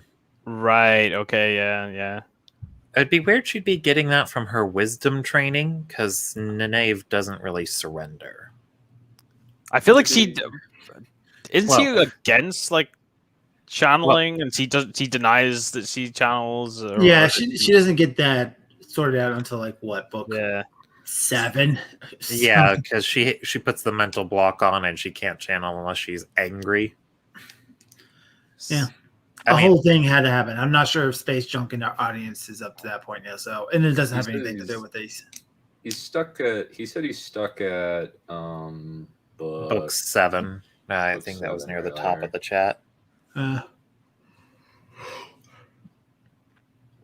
any case, that wouldn't be done with this first season. That would be something that's almost towards the end of the series. Yeah. Yeah, well, if they decide to, there are some things that I don't know how they would be able to do them. Like Kylan is something that I don't know how they could do that. I don't think there's any like. I feel like there's no good way to do that. I feel like it's.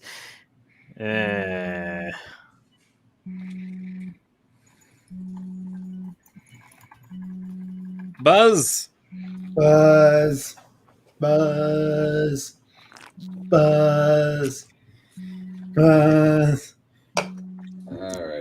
that is my alarm to tell me to go mow. Oh, well, sprinklers. Yeah, well, Technically. Sprinklers can wait. They're not going anywhere. And it's not like the grass can get up and walk away. Yeah. Yeah. Okay, but see if it does though. I don't think there's anything else about this trailer. A lot, like we do get Tam. We get Tam. Roose Bolton is Tam, which is interesting to say the least. But he basically goes from the worst dad ever to the best dad ever. Oh, wait. But Did he play Sam? Did he play Daddy Lannister on Game of Thrones? No, the Uh, Bolton, right? Yeah, he plays the Lannisters send their regards. That guy, Oh, I don't know who that is. the guy who killed Rob. Oh. Still don't know who that is. Mostly because I haven't read the series. Incest. Never watched the show. I won't. I dodged a bullet, and I'm so happy for it. Yeah, just don't get invested.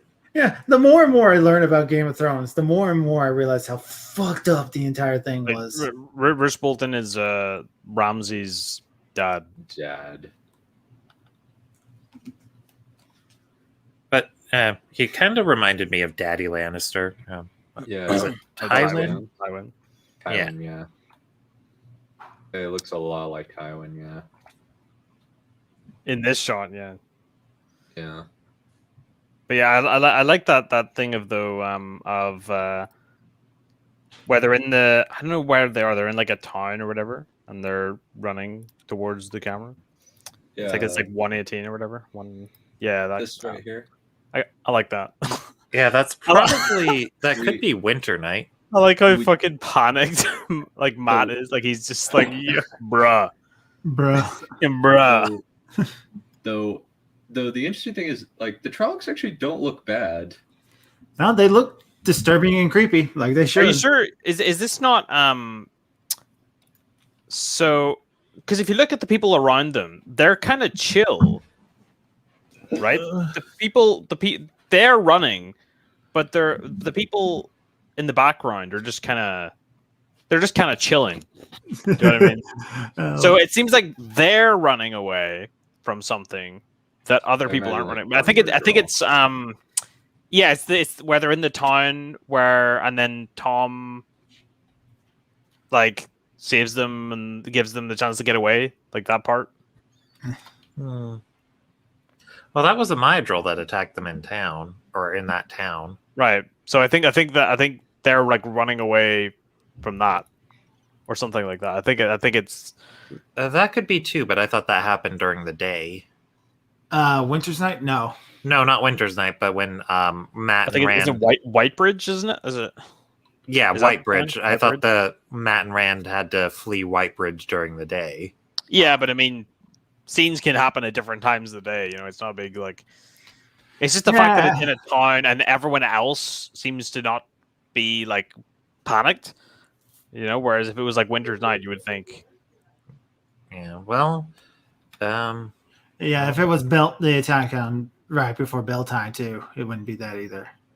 I feel like also there's too many people for it to be that. You know, either this seems like a proper time. In my who's read real time, he doesn't have a YouTube channel. He's just hitting me up on Discord, going crazy about all of this. Who? He's Juice and Gin on my Discord. Oh, okay.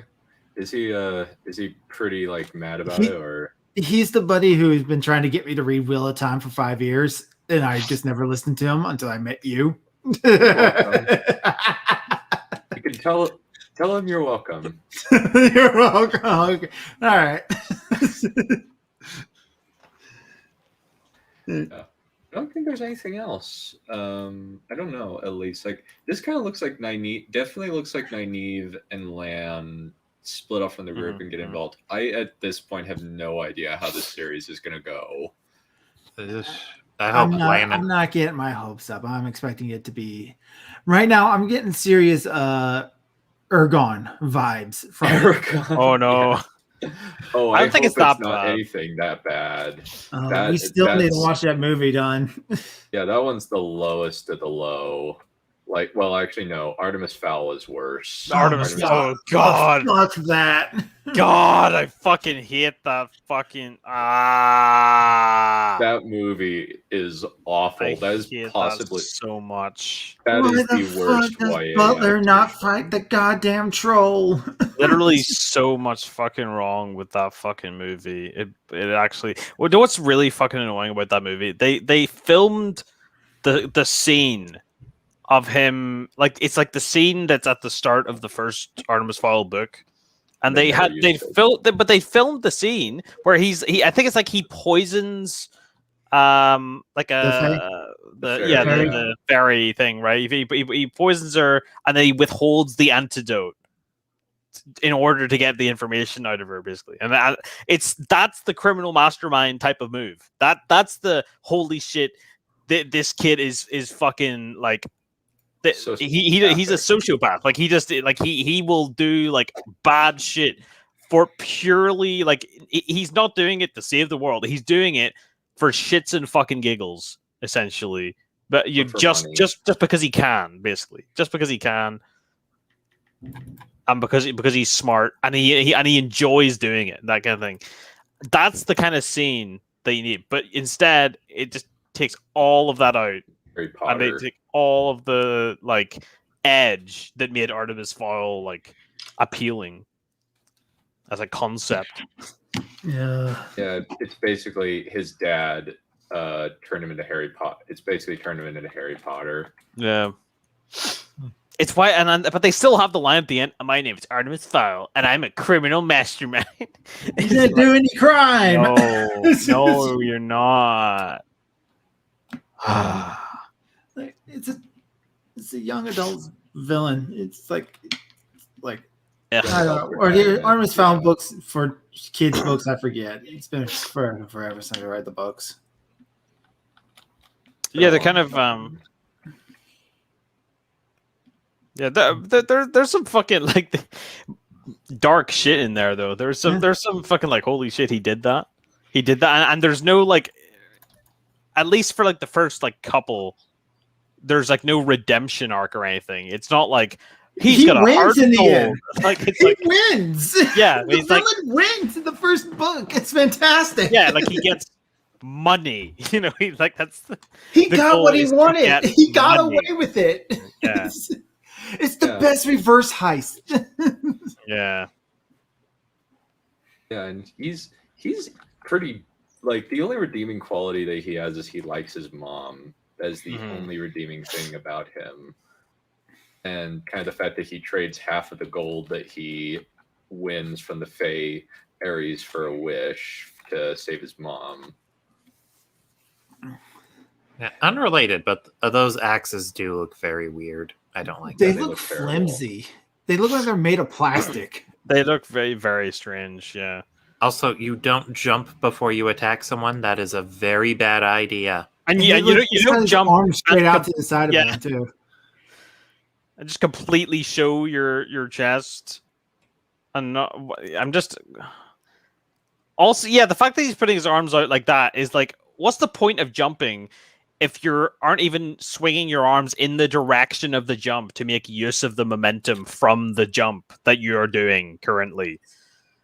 You know, like you're not even swinging in line with the jump, because that would at least like add the gravity or whatever to the swing. But you're not even doing that because you're putting them out to the side.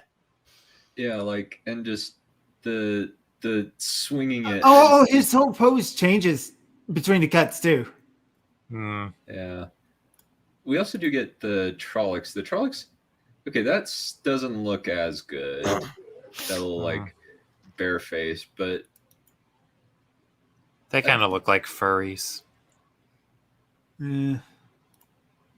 yeah, Kind of reminds me of the Chronicles of Narnia, the Lion, the Witch, and the Wardrobe movie Oh, with the the like minotaurs and shit.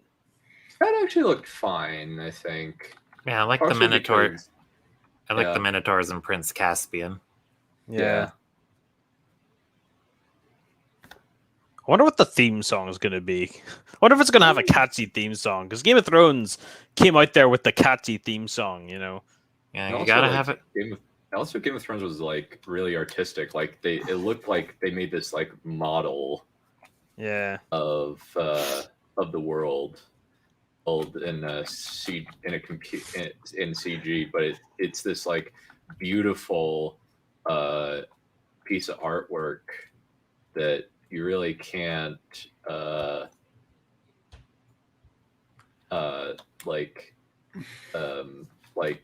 imagine like in anything else other than like something practical.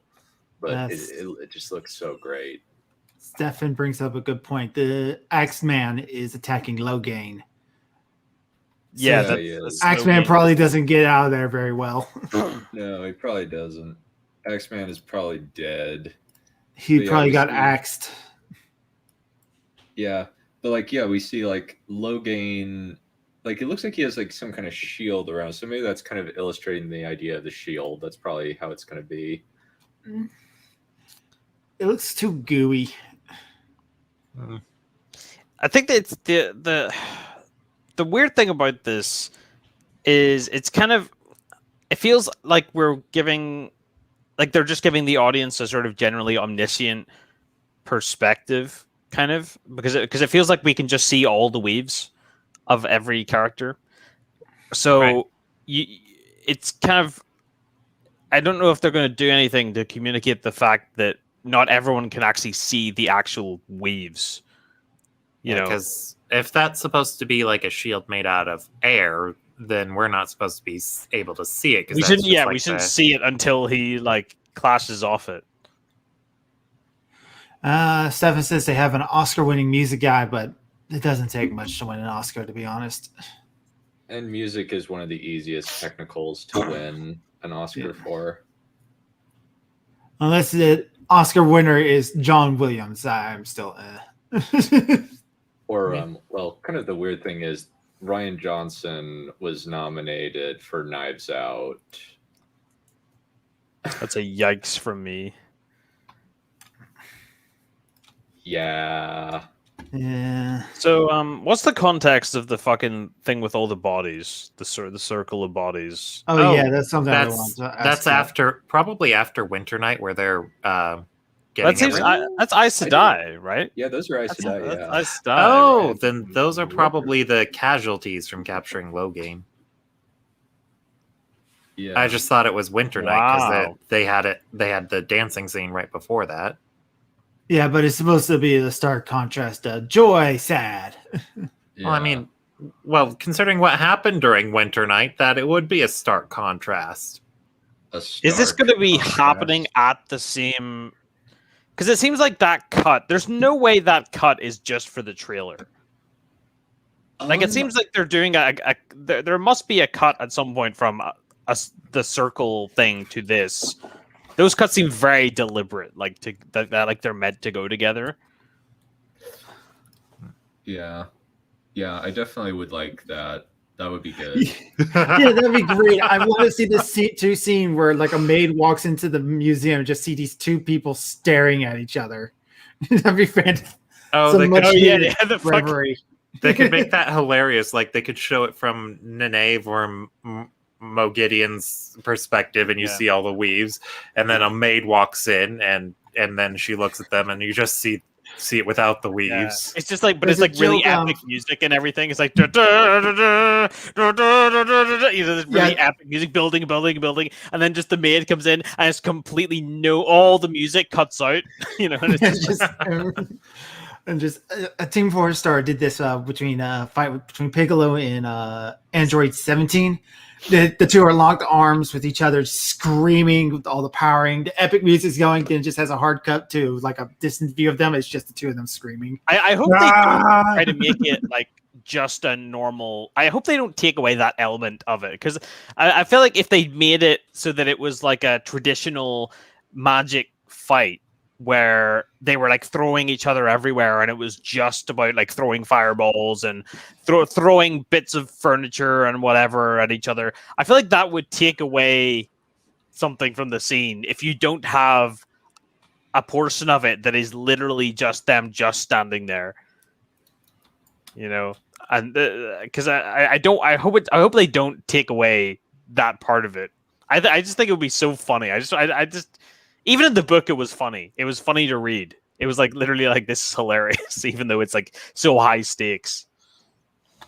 Yeah, it was very, very funny. But it would be kind of weird if they decided to like just make it like constantly visible, because it would kind of like I don't really want it to look like Harry Potter is the thing about it. Yeah. Yeah, but they might be going for the constantly visible thing. We saw that brief action scene with Moraine using wind and lightning on the Trollocs, so it could be that. I think that works pretty good, actually. I think that's fine. Yeah. So how are they going to do the part like later on where Swan obviously has to look different? Like Swan Sanchez, he has to look different so that he's not recognizable. Are they just going to get a different actor, like a different actress in at that point? After she's overthrown? Are they literally... Because I feel like she has to be unrecognizable. Like she has to be like because a whole load of things don't work. Yeah, because like if he's not on, I don't like. I feel like so many plot points rely on the fact that after that happens, you know. Oh, She's recognizable. Do you know what I mean? yeah. After that happens, spoilers. The thing that Mhm. happens, you know what I mean? So I'm like, how are they going to do that? Are they just going to recast at that point? Because I can't which would see be any kind other of way to do it. weird, because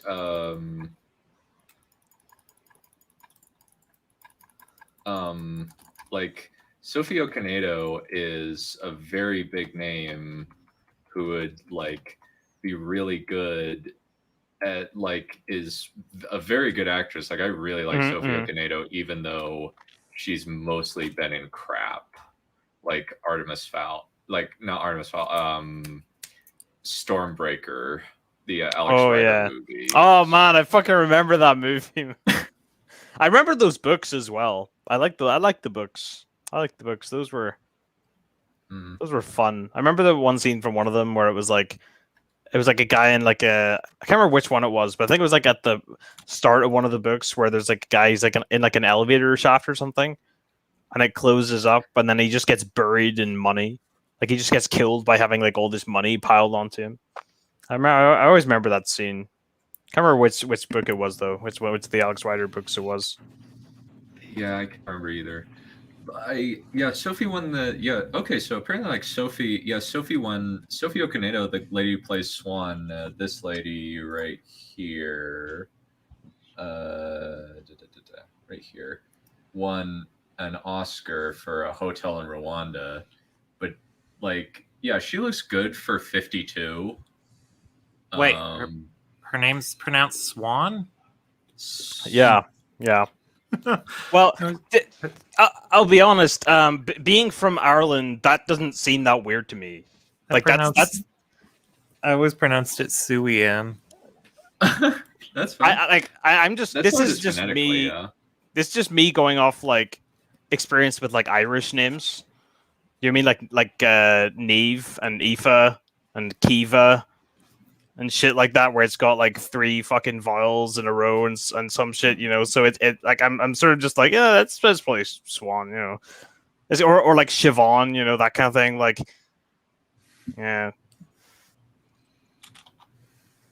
Yeah, I mean, to be fair, I should have looked up the pronunciation guide because they do have that in the back of the book with the thing. They do.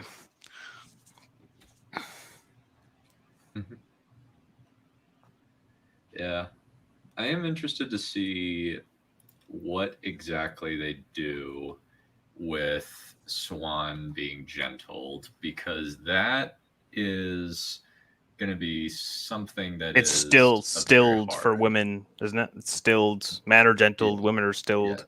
Yeah, stilled. Yeah. Yeah. We're trying to be. We're trying to figure out. It's kind of like with this, it's kind of just like there's so much stuff that we just literally have no context for, that we're just like it's a very generic trailer. I'll be honest. The trailer of just like separating it from Wheel of Time. Like if this was like a series being promoted to me, no knowledge of the book, it seems almost very generic. Like stuff happens. There's fantasy, magic, arrows.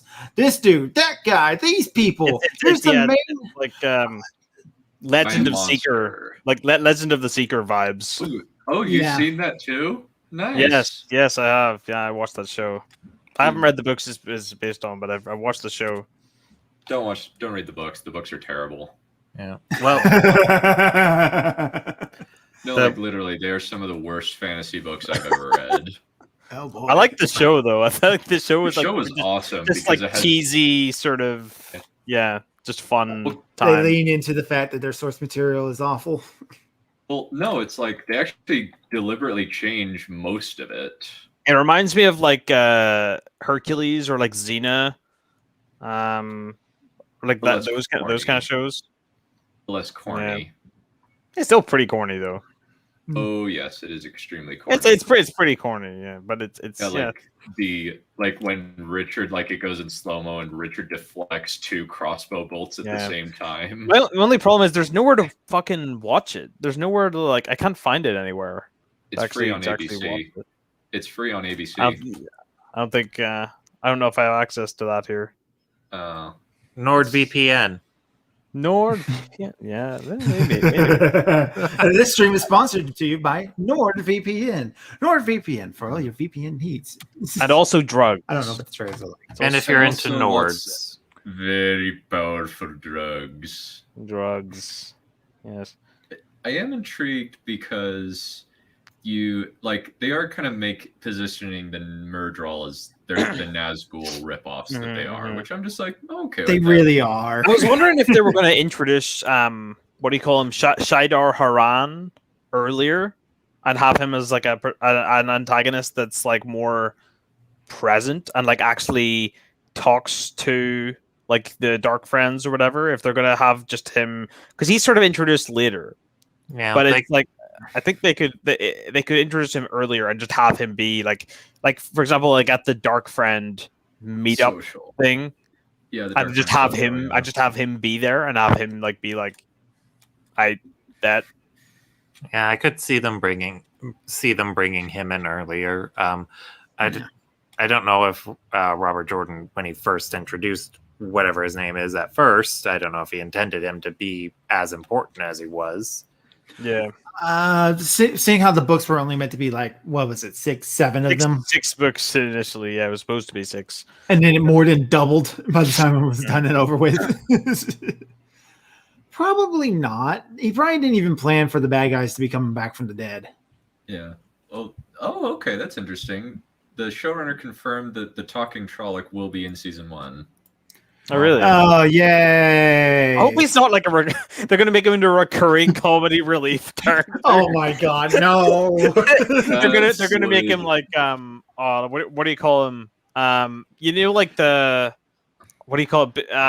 You know in fucking Teenage Mutant Ninja Turtles, the fucking Bebop and Rocksteady. Bebop and Rocksteady. Like that, but like Trollocs. Oh god, no! He's going to talk about Trolloc and justice and that's garbage. It's going to be at L337. Hey, boss! Is this the village kid you were talking about, boss? He's from Brooklyn.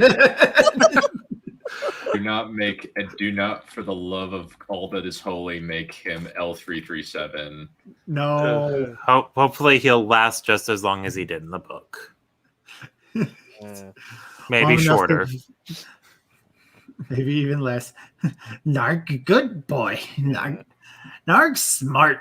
Narg smart. Sometimes come back. Narg pretend to be dead. Or they have him like with the personality of like fucking King Shark in the Suicide Squad, like that kind of personality. Like num.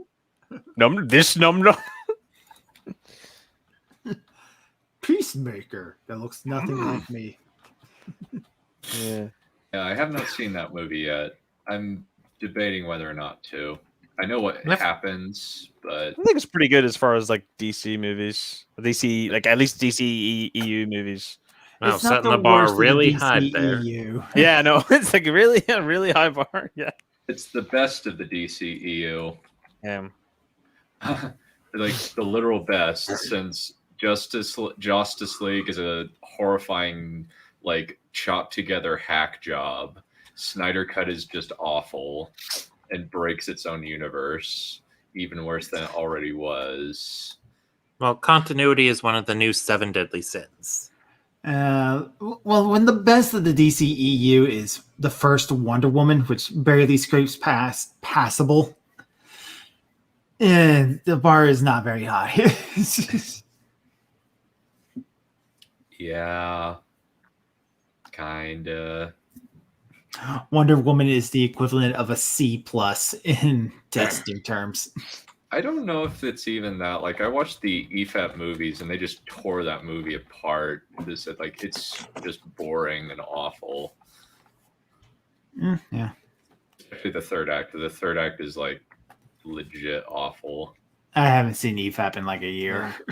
So yeah, another thing. So the trailer. So if there's the shot there at about 1:10, 1 minute and 10 seconds. Where I think it's like Perrin and Matt. I'm assuming is this Shadar Logoth? Is it? Yeah. Yeah, I'm thinking that's Shadar Logoth. Yeah. Yeah, that's the only. It looks like a ruin. That looks like it's like the place, like the main like place that they go in. Yeah, well, they Where did it all explore happened. that city for a long time before events actually happened. For about 2 chapters, they explored Yeah. that city. And do you think the shot where he has the dagger is that him getting the dagger, or is that he's had the dagger for a while and this is like later? I think that he's just barely picking it up. It looks like It looks like he was in Shadow Logoth in that For the scene. promotional stuff, it looks like he pulls it out of a box. He didn't just accidentally grab it. Because that could be Faldara. That could be him like getting it again. Oh, Yeah, like, Yeah, maybe. but I don't know how. Because it's weird though. Because Rafe did say that there's stuff in later books that is in this season, and there's stuff that's. well, if that was him recovering the knife after it was taken, he was supposed to be very emaciated at that point. My mom really doesn't like the Matt casting. She kind of imagined Matt as a younger David Tennant. I'm trying to think like how I imagined Matt, or like of like a person that I had in mind. I guess I kind of imagine him as what do you call him? You know, the guy from fucking Misfits. I've never seen that, actually. Misfits is so good, but like the guy. Gee, what's the guy's name that I'm thinking of? Robert Sheehan. Yeah, I think he would make a good Matt. Well, we'll never know because they already cast Matt. I don't mind the casting for Matt, to be honest. The casting looks all right so far. Yeah, Like, I like his vibes. and Perrin looks like the bear I always imagined he'd be. If anything, I say Perrin needs to be bigger, but I don't know how they would pull that off. So, What's the word I'm looking for? shoulder pads. I don't know. I'm forgetting how to English. I must be tired. Maybe they're kind of gonna build him up like over the course of it, like so that he's like bigger like later. Well, he's already a blacksmith before leaving. He should be built like a brick shithouse though. Like he should be like absolutely like holy shit. Look at the fucking buffness of this dude. Yeah, He should be like a fucking JoJo character, you know. Parents should be like a fucking JoJo protagonist. Fucking absolutely. I mean, like I've always pictured him to be big, and they already gave him a beard. yeah. Oh, yeah. He's supposed to grow into that shit and complain about it all the time. Yeah. He's About supposed how to not itchy like it have a is. beard, and then And then he starts judging other people's beards because he has a miraculous beard. yeah. It was pretty. Yeah. Well, I think we'll kind of differ on. Well, I think Wonder Woman is fine. I guess. Like I don't like hate it, but like Wonder Woman 1984 is so bad. It is pretty awful. But the truth is all there is. It sucks. At least it has like a good like the like musical motif, you know, that's actually like memorable and recognizable, not just sort of generic like superhero theme music that's just vague. I Like guess. at least it's like, oh, it's the Wonder Woman thing. It's the Yeah, but then they lose all their music points because they use the Adagio in D minor. Oh god. Oh no. The crime. It is a crime. They use that in literally everything. You have heard it. Yeah. Probably even today. Yeah. No. Matt looks bored. Bad idea ensues. Pretty much. Why are you talking about? Matt only has great ideas. It always turns out well for him. Do you know True, how with the difficult? dagger. Do you know how Except for the difficult it dagger. is to catch a badger on such short notice? Actually, getting the dagger turned out well for him because that's why he was able to beat Pot on the thing. In the end of the story. Yeah. Dollface hasn't read the last book. Dollface hasn't So read yeah, the last it's book. still I'm still in Gathering Storm. Yeah. So Right. yeah. Nah, Don't worry, Um, that was don't worry. No, it's Egwene good. and Nah, you're Nynaeve. Don't worry, Egwene flies out the window. Where flies out the window after sacrificing a baby giraffe, and the F at one because point. she gets thrown out of the window for putting off the Empress's groove. yes. Um, You threw up yeah. my groove. You threw up my groove. It's like I can just I'm just imagining fucking Tuon like say, you threw up my groove. Oh god, I could see her doing that. Yeah. Someone needs to make a fucking fan art of fucking Tuon. Just like you threw up my groove. That would be hilarious. I wonder if Tuon is this. best lolly. I wonder if this series will last long enough for Tuon. We'll see. If they do, it will be kind of like the amount of think pieces about the black lady being The blackness of the black lady being the most ardent advocate of Slavery. slavery is going to be particularly women's slavery, you know, like Yeah. restraining Strong, other independent powerful women. woman. Is What's funny? The funniest thing is, I feel like Tuon is like up there with like in like the top 5 characters. I really like Tuon at this point in this story. You know, initially I was like, but now I'm like, actually, every single line that she says is just hilarious. It's just like, yes, I agree. She's basically the fact that she's talking to the fucking Aes Sedai, and they're like, you probably think that I should be called, and she's like, yes, yes. like yes. It's like I appreciate that she just sticks to her guns and her Yeah. like Yeah, she's views. very, It's just very like, nah, blunt. fuck you. And she You actually know. puts up good arguments too. That's Yeah, the worst part. it's like, look, it is what it is. Yeah, You well, know, you gotta be like. Sometimes it do be like that. You know. I'm looking at this and I'm like, am I agreeing with the slaver? yeah. Mass Effect 2 flashbacks. Yeah. Wasn't there supposed to be an original plan of like Matt and Tuon having like 10 books of their own, like a second series or something? I am not sure. I just want to see the fucking sitcom of like Tuon and Matt. You know, Starring men. It's the yeah, Doomsayer in the palace or whatever, and he's like, Matt, did you gamble away the royal? You know. The Did royal you gamble armory. away the crystal throne? Yeah. Did you No. gamble it? Hey, Matt. Yeah. Where Well, are the Damani, Matt? Just canned laughter in the background. Anyway, the potential controversy of Tuon might be lessened because they got a black lady for Nynaeve, and I hope. Yeah, I mean, I hope they don't like try to take away some of the bad stuff about, or like that, like not bad, but I mean like the immoral PC, things, right? Or like the not things she does, PC, right? And try to make her character just a purely like empowering sort of like just a good character, basically, who's just like, you know, power corrupts everyone apart from Tuon.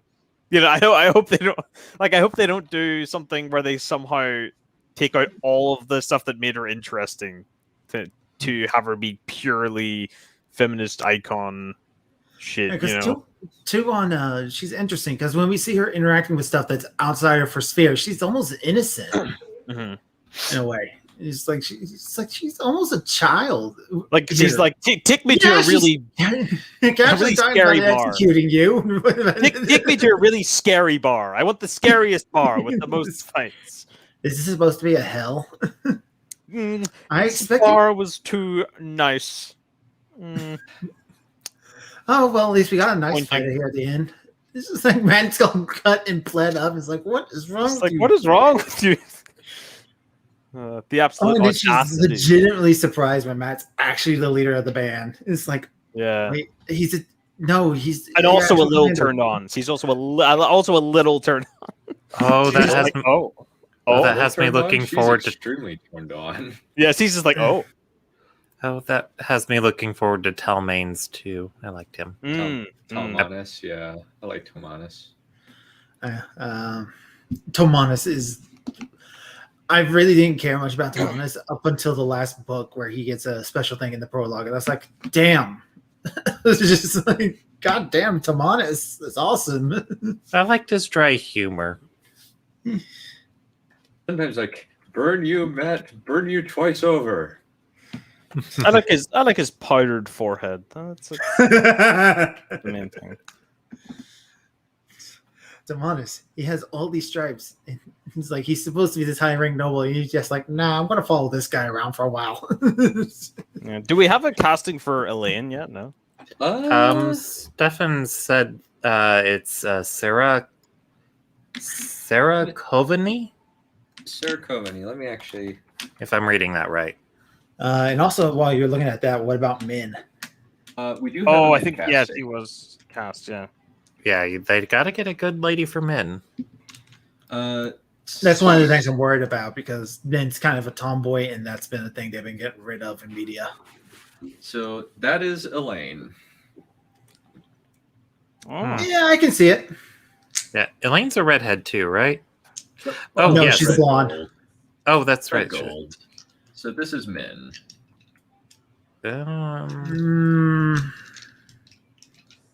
Then again, we have the I actresses in think I'll- dresses I'll- all I'll- over the place. So I'll see it.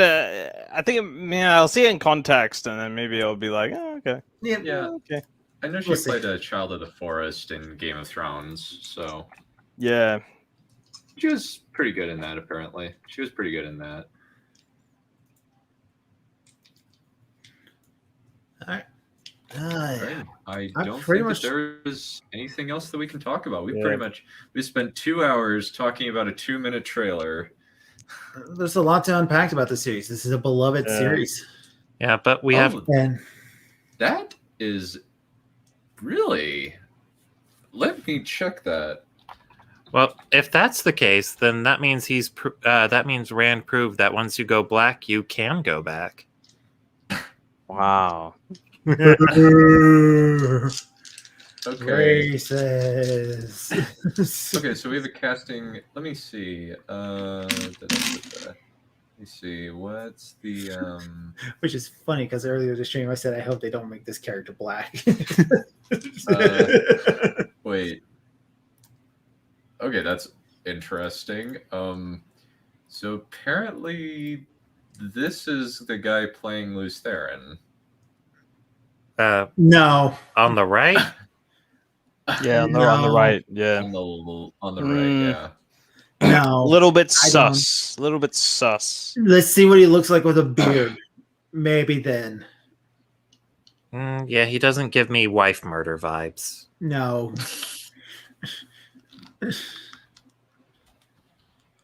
I don't see it. I gotta see a beard on him.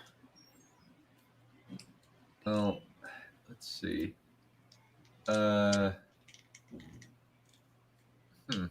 Alexander Karim.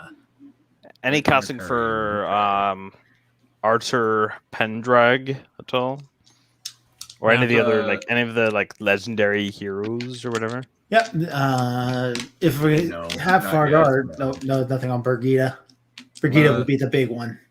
So what is the climax then of what of season 1 that they're going for? Like is the climax the Eye of the World?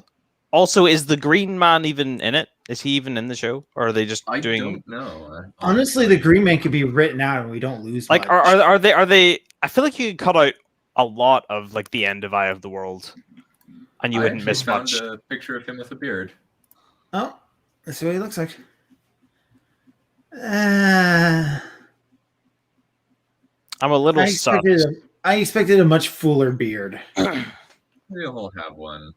But Maybe we'll see. We'll see. Oh, he played the one guy in The Mandalorian. Mm-hmm. really? I think a it's not bunch the of- one that's. This is a bunch. Boo to what? I'm curious. Yeah, I'm interested to kind of like see a lot of this stuff in context because it kind of looks like, based on like what I'm seeing right now, I'm just like, I have questions. Is the best way that I can put it. I'm not like super like upset or anything. I'm just like, huh. It's kind of an element of like I don't really know what they're doing here, Yeah, but not necessarily in the best way.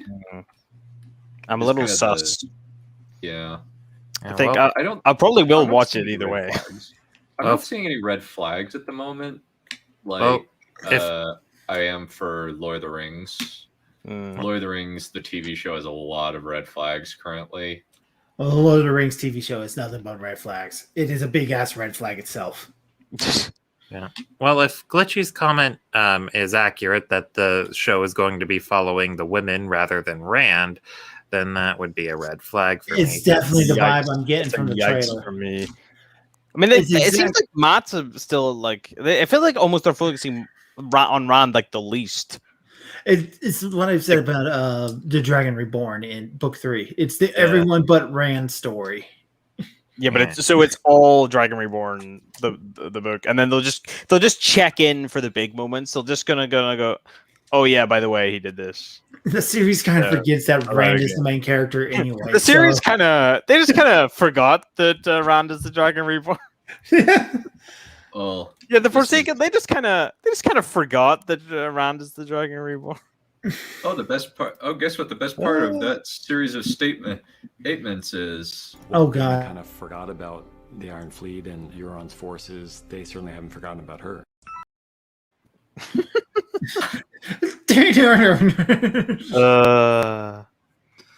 I hate that man so much. He is an idiot. Why? And especially with context, the scene right before that is them prepping to take on the Iron Fleet. Yeah, I can't wait for. I think probably. So how many episodes is it in the season? It's like 8. Sick. Ben, I yeah, saw 6. 6. There's 6. That seems way too few. And And they're that's been a big covering thing two- about. And they're covering like all of the titles for the first 4 episodes are Eye of the World. But the 2 episodes of let me actually pull that up. I think it's on- 8. I'm pretty sure it's 8 episodes. At least on the recommended. Okay. I will agree with Stefan. The climax for Eye of the World was confusing and awful all the way around. It is very confusing. It's better on a reread, but it is extremely Yeah, confusing. it's better on a reread after you figure out what the hell is going on with all this channeling. It's just like, I feel like even then must have been a better way to do this. yeah, Rand kind of just teleports all over the place there at the end. But it's also not clear if he's actually teleporting or if he's like projecting himself. Like I think he's not actually physically teleporting. Like he's like projecting his power to somewhere else. Like it's.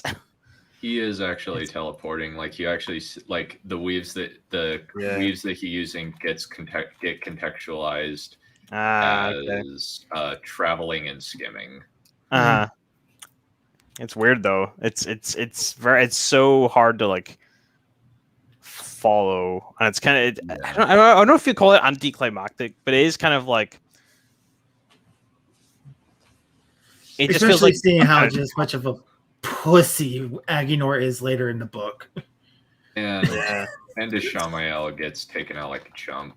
He got treated to death. Well, to be fair, Aginor, I think wasn't he the scientist who made Trollocs? he's the one who and makes stuff? who made Trollocs and Yeah. Myrddraal and Dragcar and Yeah, he's a scientist, not a fighter. Yeah, so why don't we have him sciencing it up? Like making new super weapons and soldiers. I feel like he should have just run away. I feel like it would have been more in character for him to just go fuck this shit. It's almost like they needed to get rid of a character. They did. I think he just wanted to have a Forsaken to go against at the end, or like I suppose they had 2, right? Because It was also only going to be 6 books, so 13 of these main bad guys, and that would have been like getting rid of like 2 or 3 a book at that point. Because I feel like the real logical, like the most important thing to happen at the end of Eye of the World is that they get the horn, because that's what directly leads into the Great Hunt. Great Hunt. That's the most So- important part of it, right? So kind of this is the 6 episodes that have been announced, and it's already been renewed for season 2. And there's one episode, A Taste of Solitude, is the single episode that's been announced for season 2. Is the Jordan estate involved in this in any way? Just as a quick question. Harriet, his wife and editor, is a consultant, and Brandon Sanderson is consulted on scripts. Okay, that means they probably don't really do anything. Because the consultant could have like very minimum effort put into this. I want to hear what they have to actually say about all this, but I'll look that up on my own time. Anyway, back to the thing. If they are following the women of the series more for the first season, I get the impression that they might be doing that to try and subvert audience expectations on Rand's identity at the end of the first book. Probably. So they're probably gonna try to like hold on to the idea of which one is it. It could be any one of them, any one of the 3 of them. You don't know. It's like it could. It be would be a lot better than how the first book handled it, because we just follow Rand throughout almost the entirety of the story. Yeah, except Rand for is small like portions with the Perrin clear, and like, Nynaeve. character, Yeah, and rereading it, the foreshadowing of Rand's ability to channel was really nice. I liked that. Yeah. Yeah. So, I mean, what even is there? I mean, there's the big thing I remember is the lightning that gets them out of the There's these. building. There's where he was helping out Bella. Yeah, too. well, Oh, the okay. first time he Helped out channeled Bella. was when he helped out Bella. Then he had the side effects of coming into contact with the Force in Baerlon, or however that Baerlon, first. yeah, he was Baerlon, yeah. kind of like loopy and dopey throughout all of it. He was acting like Matt, basically. Yeah, so that was You are not channeling sickness. He You are not channeled. sick. You are crazy. Yeah, and then he channeled again when they first jumped onto the boat after Shatter Logoth. I think that's how the mast came loose. He channeled it loose. And then he was loopy again on the boat. And then the lightning, and then he was bedridden. Yeah. Yep. And then we find out he can channel at the very end of the book, but we don't know he's the Dragon Reborn. Like, we can't put it together. Mm-hmm. Yeah, because at this point, you're still like, oh, well, maybe some of the other ones can channel, but yeah, okay. So I mean, if they're going to focus more on the women, so what does that mean? There's going to be, we're probably going to get both. I think we already said we're probably going to get both accepted tests of both Egwene and Nynaeve. Yeah, they'll probably treat it as like Egwene and Nynaeve are the main characters, because between the 2 of them, well, if they focus more on the events with Loghain and have Moraine and Nynaeve and Lan get thrown into that, then they can follow that with Nynaeve, and then Perrin's adventures in the woods with Egwene. I think you could definitely what do you call it? Flesh out the Nynaeve and Lan relationship way more than in the book. So that's definitely a thing that I'd be fine to see more of, because in the book it's like 3 conversations and then it's like I love you and I die for you and blah blah blah, blah. It's like whoa. Okay, calm. Like she's like crying and you're just like whoa. Yeah, when I when reread did this happen? Yeah, when I reread the first book and I saw Lan doing that, I was like, wait, hold on, when did that happen again? It's like That's when it happens later in the book. There, Goldface. That's going to was do it the though? same thing to you too. Just gonna say that. Was it though? Like, was it all there on the page, or are you kind of bullshitting? Like, I feel like when I was reading it, it's like, no, it makes sense if you reread it. Like, no, it fucking No, it doesn't. don't.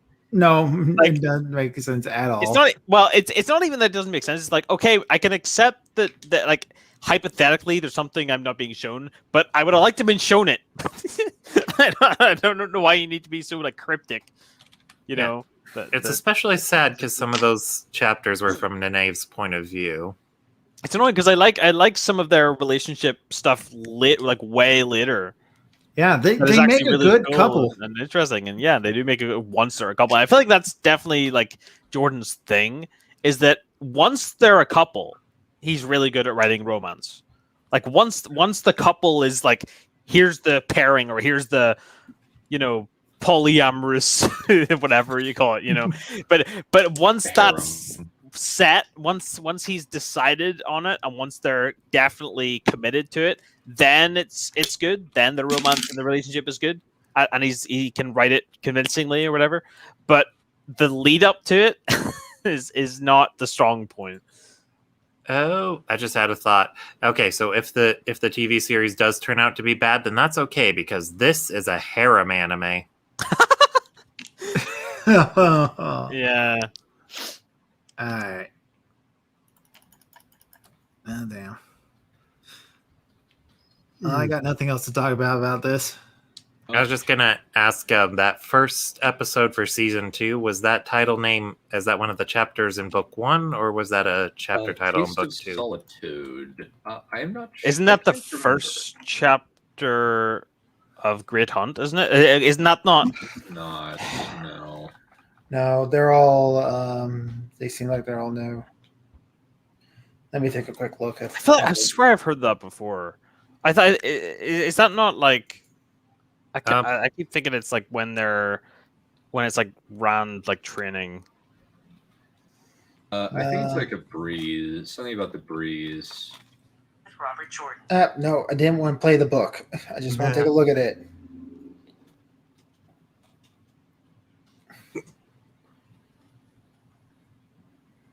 Stop. All right, show me the chapters. Oh, it's from fucking Lord of Chaos. it's a Wow, chapter that's title from Lord way of up there. So obviously they're not the actual titles aren't actually to do with. Unless they're doing it's a not like a direct one. They're just kind of going, we'll just take this. unless they're doing a huge jump. But Yeah, The Lord of Chaos there's rule. no way they're doing 5 fucking books. Yeah. So there's I don't. That's a no from me. There's nothing that even happens in Lord of Chaos that would make sense to happen this early in our rewrite. They just have a fucking anime time skip. Just like fuck it. Yeah. The only time you can do a time skip is once it gets to like if they were gonna do a time skip, it should be, oh no, Fail's been captured. Who's several months later. Like Fail, Faile, Fail. Oh, that'd be fantastic how they handle that. Like it's literally just like she gets captured, and then it's just like several 5 months later. books later. I finally got you back. Isn't that great? It's like, yep. I definitely have to say that I want them to condense 9 and 10 into one I feel like close to one season as I possible. feel like you could skip a shit ton of the Shido stuff. I feel like you could just go. The Shido were an enemy that should have been dealt with. And fucking Galena, like what? Like why does she need to exist? Why isn't she just dead? Like if she just died in Lord of Chaos, the story wouldn't be very different. I have to say. it's like what? Literally, which what would one that was fucking be? Galena? Galena is the red that is also black. But she's not actually black, but she's black. You know what I mean? Like she doesn't look, but She's black, Asha. she was Yeah. the one kidnapped by the Shadow, right? Yeah, she gets made into Savannah's pet. At that point in the story, the only reason the Shido were still around is just to keep Perrin away from Ran. Right, That's the only narrative reason. But Perrin also has to make the alliance with the Shanshan. Does anything actually come from that? I don't remember. And I guess it means they don't have the fork root. And I guess that makes the Sanshan more agreeable when Rand tries to make his. I think it's just kind of interesting to have to have another angle of characters having to agree with or having to like compromise with the Shanshan. I think that was the only purpose, was just to be like, isn't it interesting that this villain from basically the almost the main villain from the second book, essentially, that we're having to work with these people again. But it was kind of it's kind of I feel like you could cut out so much of the Shido storyline. Yeah. From pretty much Demonize from Wells Chaos. should have been the end of the Shadow. Really. And it's like because you have the Forsaken basically traveling them about the place. Like I think it's Samael and Grendel. Actually, I would say replace the Shadow at that point with what's his name? The Prophet. Nasima. Yeah, just replace him with Nasima, and you pretty much just make his force like 6 times larger.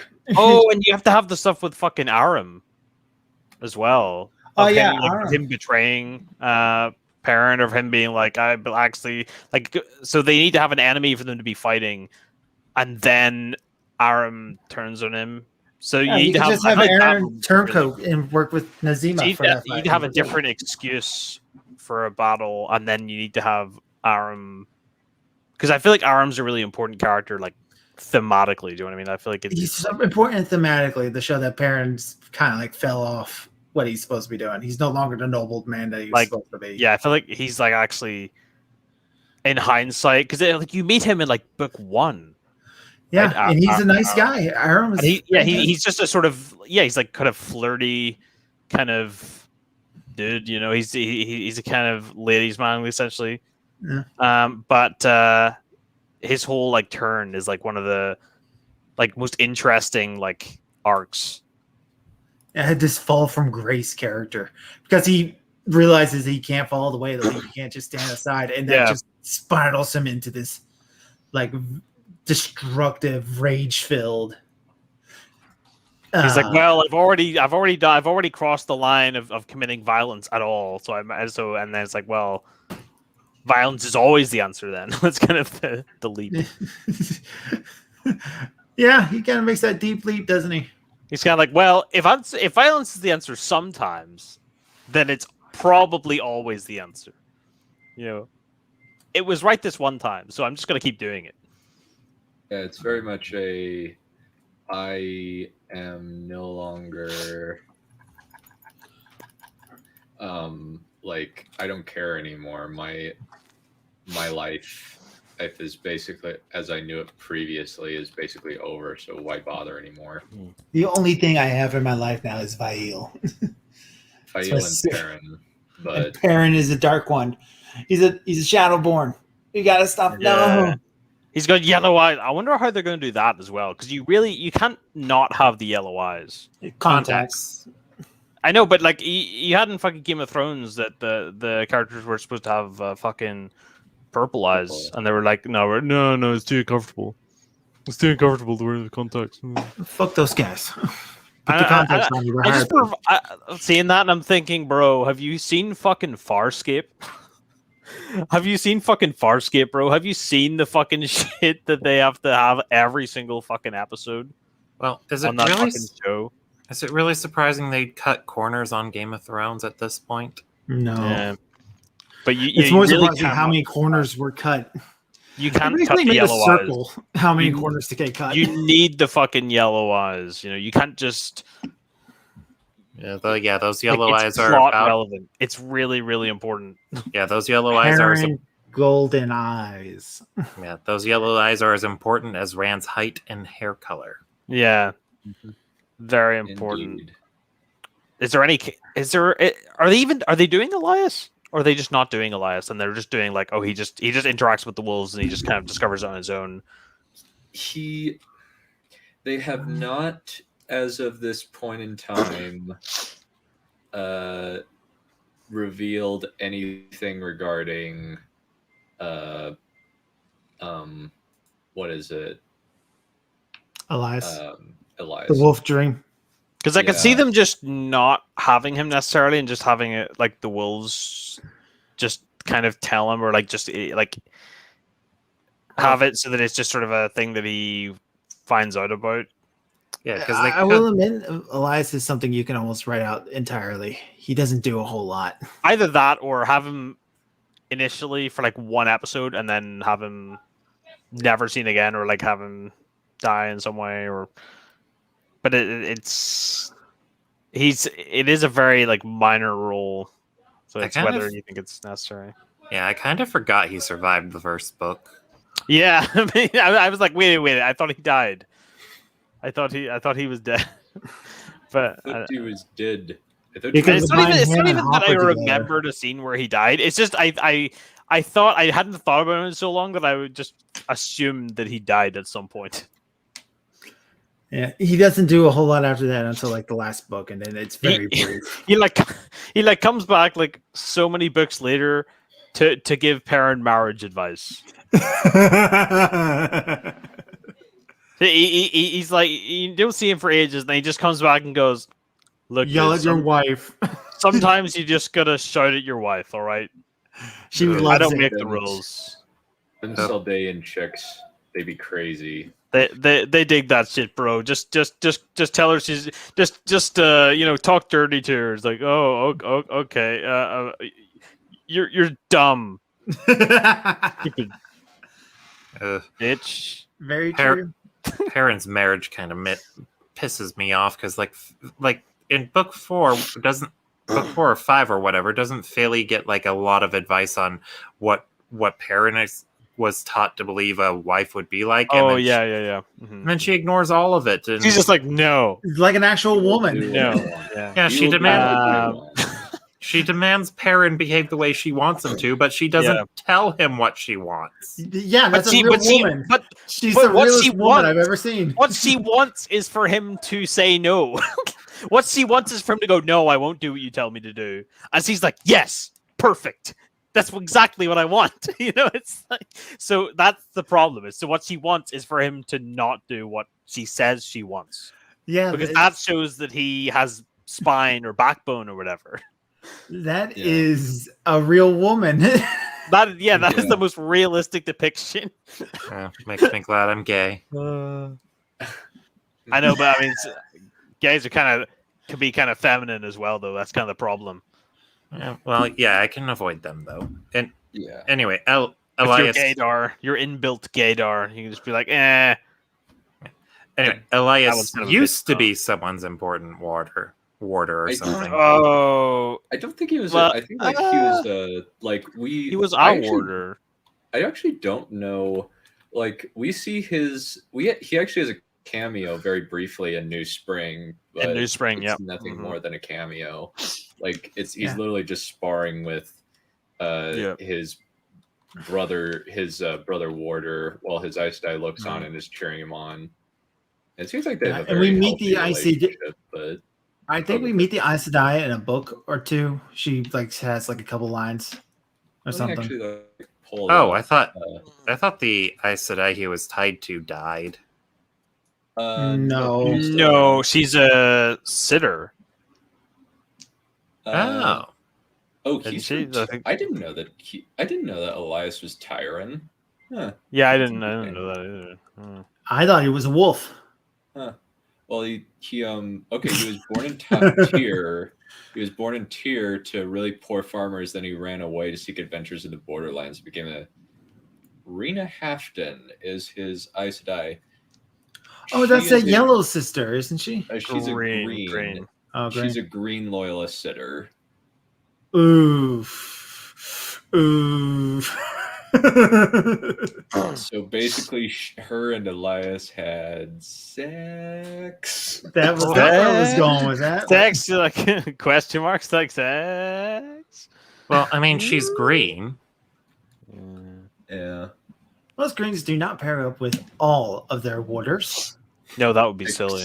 Except Morel. Morella totally is banging every single one of her warders. They take turns. True. They're Or like they just do it reverse all Mormons. Yeah. Yeah, well, but after the first season, we'll do a post-mortem. We'll do a Wow. kind of I don't know if I'll be able to watch it. I don't have Amazon Prime. oh well, I can schedule Your a heart commentary. I have Amazon. I have I have Amazon as Amazon. well, so I can watch it. Well, I was actually thinking we could do commentaries on them and do record commentaries where we all watch it together, and then Sure. release it weekly. Yeah, kind of like the EFOP minis that they do, like that kind of thing, but for this. Yeah, I've been doing that with Legend of the Seeker, and it's been working well, Yeah. at least with Rumble. Like, I've just like wholesale episodes to Rumble, and Rumble doesn't give a crap. Like I've Cool. had no copyright problems with Rumble, even though I've uploaded all of Transformers, every single one of the Lord of the Rings animated movies and our commentaries on them. Like Rumble's not really nice, and especially now that StreamYard is going to stop deleting recordings. Oh, nice. You have a limited amount of data storage, but you so like you have to delete stuff. But but if you delete the recording of like your stuff, I got rid of like 40 hours. I got rid of like 10 hours. So there's the 50. So that's something. Well, I think that about covers it. Thank you guys for coming on. This has been great. We'll have to figure out a time where we can. I know, like the nice thing is, since it's probably going to be releasing weekly after the first 3 drop, it'll be probably like really quick and easy to just do like 40 minutes a night at 40 minutes a week on this show. Once it kind of comes out, we'll kind of figure out. I'll kind of figure out times and figure out live stream times, but I'm really excited. This is going to be interesting. Yeah, like even if the actual writing is kind of I am looking forward to just seeing certain things, you know, just to sort of put a visual to like my imagination and to sort of just go, oh, okay, that's kind of a visual to like hang on to. Do you know what I mean? Like a sort of a mental like sort of crutch that you can just sort of go, oh, okay, I can accept that image. Yeah. Yeah, it'll be interesting. Hopefully there's some good imagery. Like I already like the mirror drawl thing. You know, that's already made me like. So when I'm like reading, I'm probably gonna be thinking about that design because I'm like, yeah, okay, that's pretty cool, yeah. Mm. Yeah, I usually find in situations with a movie or a TV series that's been adapted from a book, it helps to actually see the visual one first and then read the book. That usually helps me visualize things better. So it'll be interesting to do it in reverse. Especially geography as well. Oh yeah, I'm terrible with geography. This one, I'm off like it's east. Okay, and we're looking east, and no, your other east. No, your other east. I thought you said west. African or European east.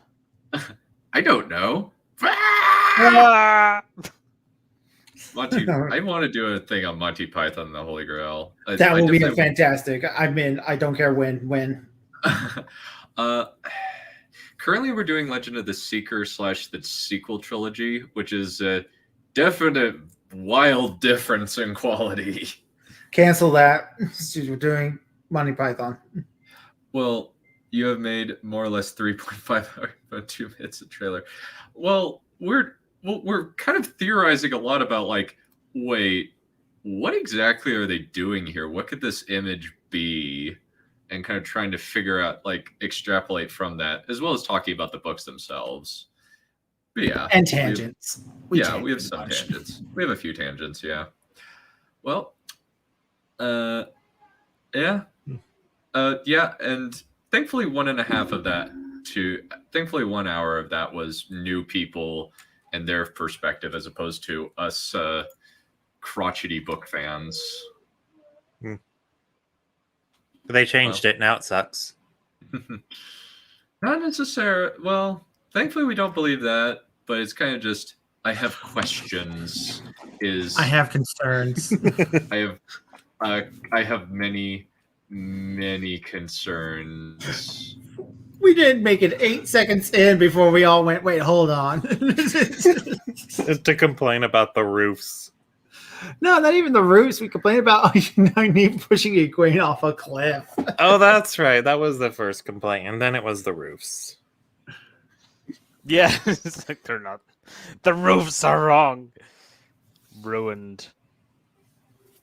Alrighty. Well, now that we've concluded, let's head out.